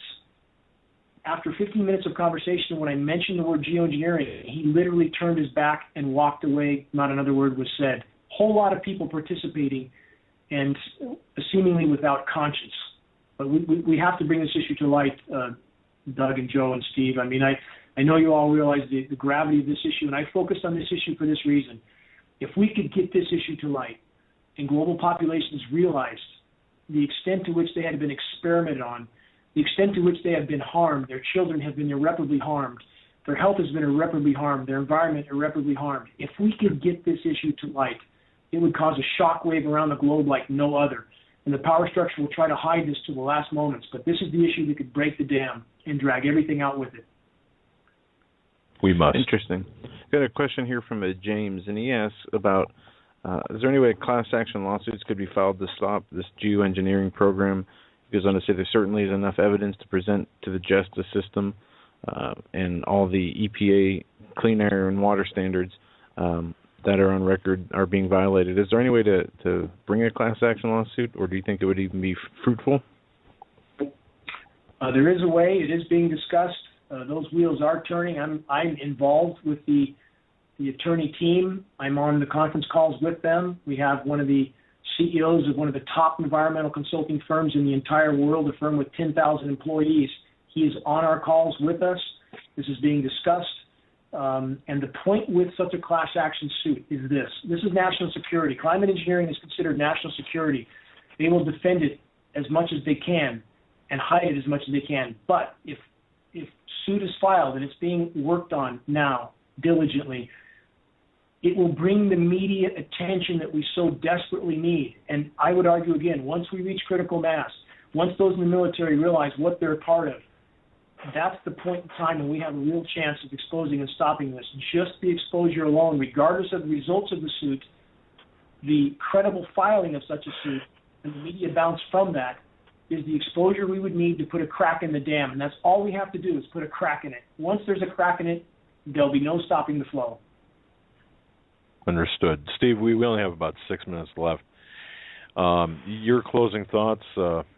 How do you want to do this? Well, number one, I think the meeting that Dane's going to be having in Redding, California on August 14th is a must-go-to for people who have been activists. When I say activists, I'm talking about who care for their fellow human beings. I believe we are the salt of the earth as Christians. Jesus said the salt lost its savor, it's henceforth good for nothing but to be trodden underfoot. Same thing with a city that's hid on a hill. You don't put your light under a bushel. I never believed that a 501c3 church beholding to the state their battle cry should be "Onward, Christian Soldier," meaning it's a war. Instead, it's turned into the Meow Mix anthem and the roosters cluck, cluck, clucking, In other words, you don't get eggs out of a non-producing chicken coop, but you seem to get nothing out of the chicken coops that are passing themselves off as pulpits, and I'm serious about that. It is incredible that people don't get that. I want to share something. I believe it is imperative that people go through, take the time. If you go through one patent every, 10 minutes a day, get that information. If somebody says, "I don't believe in chemtrails, that's all a crazy conspiracy. You're a doom monger. You're a fear porn purveyor." Just start quoting the numbers. You can at least learn 2 or 3 of the numbers and say, okay, then why was this patent issued in 1939? Why was this patent issued in 1986? And ladies and gentlemen, I would encourage you, I took this thing on. People have called me crazy so long that I think that maybe they'll find out that crazy is just another word for someone who saw something they didn't. I know that Dane's taken a lot of flack. I know the danger. I know he's put everything he believes in, everything he owns on the line. And so I would encourage you, seriously, get my book Weather Wars, because when you think that was written 15 years ago, you'll understand that I believe God is showing you the attack. By the way, there's a scripture, and I take heart in this, and I believe it applies to the most wicked entities on the planet. God says, "I will destroy those who destroy the earth." This isn't just an earthly battle. I believe, Dane, just so you know, I believe in people have got to be totally proactive, totally informed, and I believe if they don't stand up now, they will be put down and not too near a future. Meaning that it's a matter of life and death. See, that, Doug, is what I feel has absolutely been lost with all the information that's out there. I told Dane, I think, on the phone, and if I didn't, I told somebody on the phone today, I forget who it was, but I said, when you go on the radio, when I go on the radio, we have to say what we would say if it's the very last thing we ever did. And I think Dane just said that, and I'm going to turn it right back over to him. And Dane, thank you for coming on. I think this is one of the most important shows in the history of me either being a guest, Doug, thank you, and Joe, or being a moderator or being a talk show host, whatever, okay? I think this is one of the singular most important shows as to what is the danger that is upon us all. And again, it isn't just the weather. It is earthquakes. It is famine. It is all related to this. I believe this is a central plan. That's why I believe so much money and so much effort has been put into it. And ladies and gentlemen, you are what you eat. You are what you drink.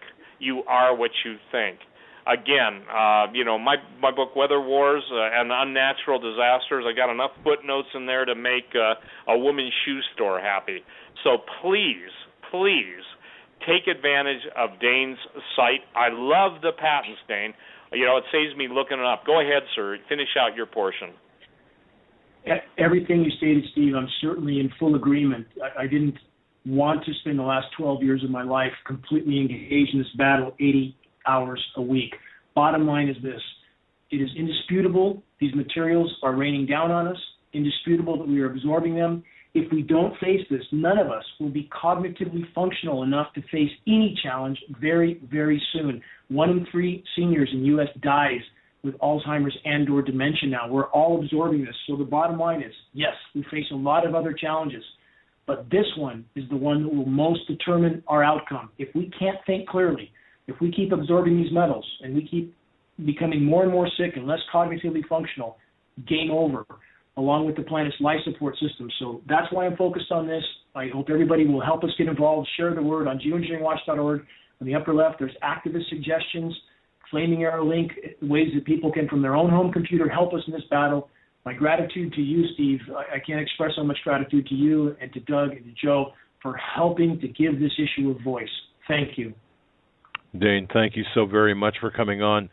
Geoengineeringwatch.org is his website, linked directly off of HagmannHagmann.com, SteveQuayle.com as well. Steve, my brother, thank you for superintending this interview. Your questions were right on, and something that we could not have done really without you. So thank you so much for that, brother. You're welcome, Doug. God bless everyone, and keep Greg Evans in your prayers. Bye-bye. All right. Thank you, Mr. Wigington. We'll talk soon. We'll have you back on and for round 2 as the event draws closer. Thank you. All right. God bless. Thanks, Dane. All right, folks. Tomorrow, it's going to be a long day for us tomorrow. 3 hours with... 2 hours. 2 hours. With Pastor Begley from 1 to 3 will be on his show. This is the coming apocalypse, and then we'll be here live 8 to 11 Eastern. So until then, stay safe. God bless. Have a great night, everybody. This is a fantastic show. See you tomorrow. Absolutely.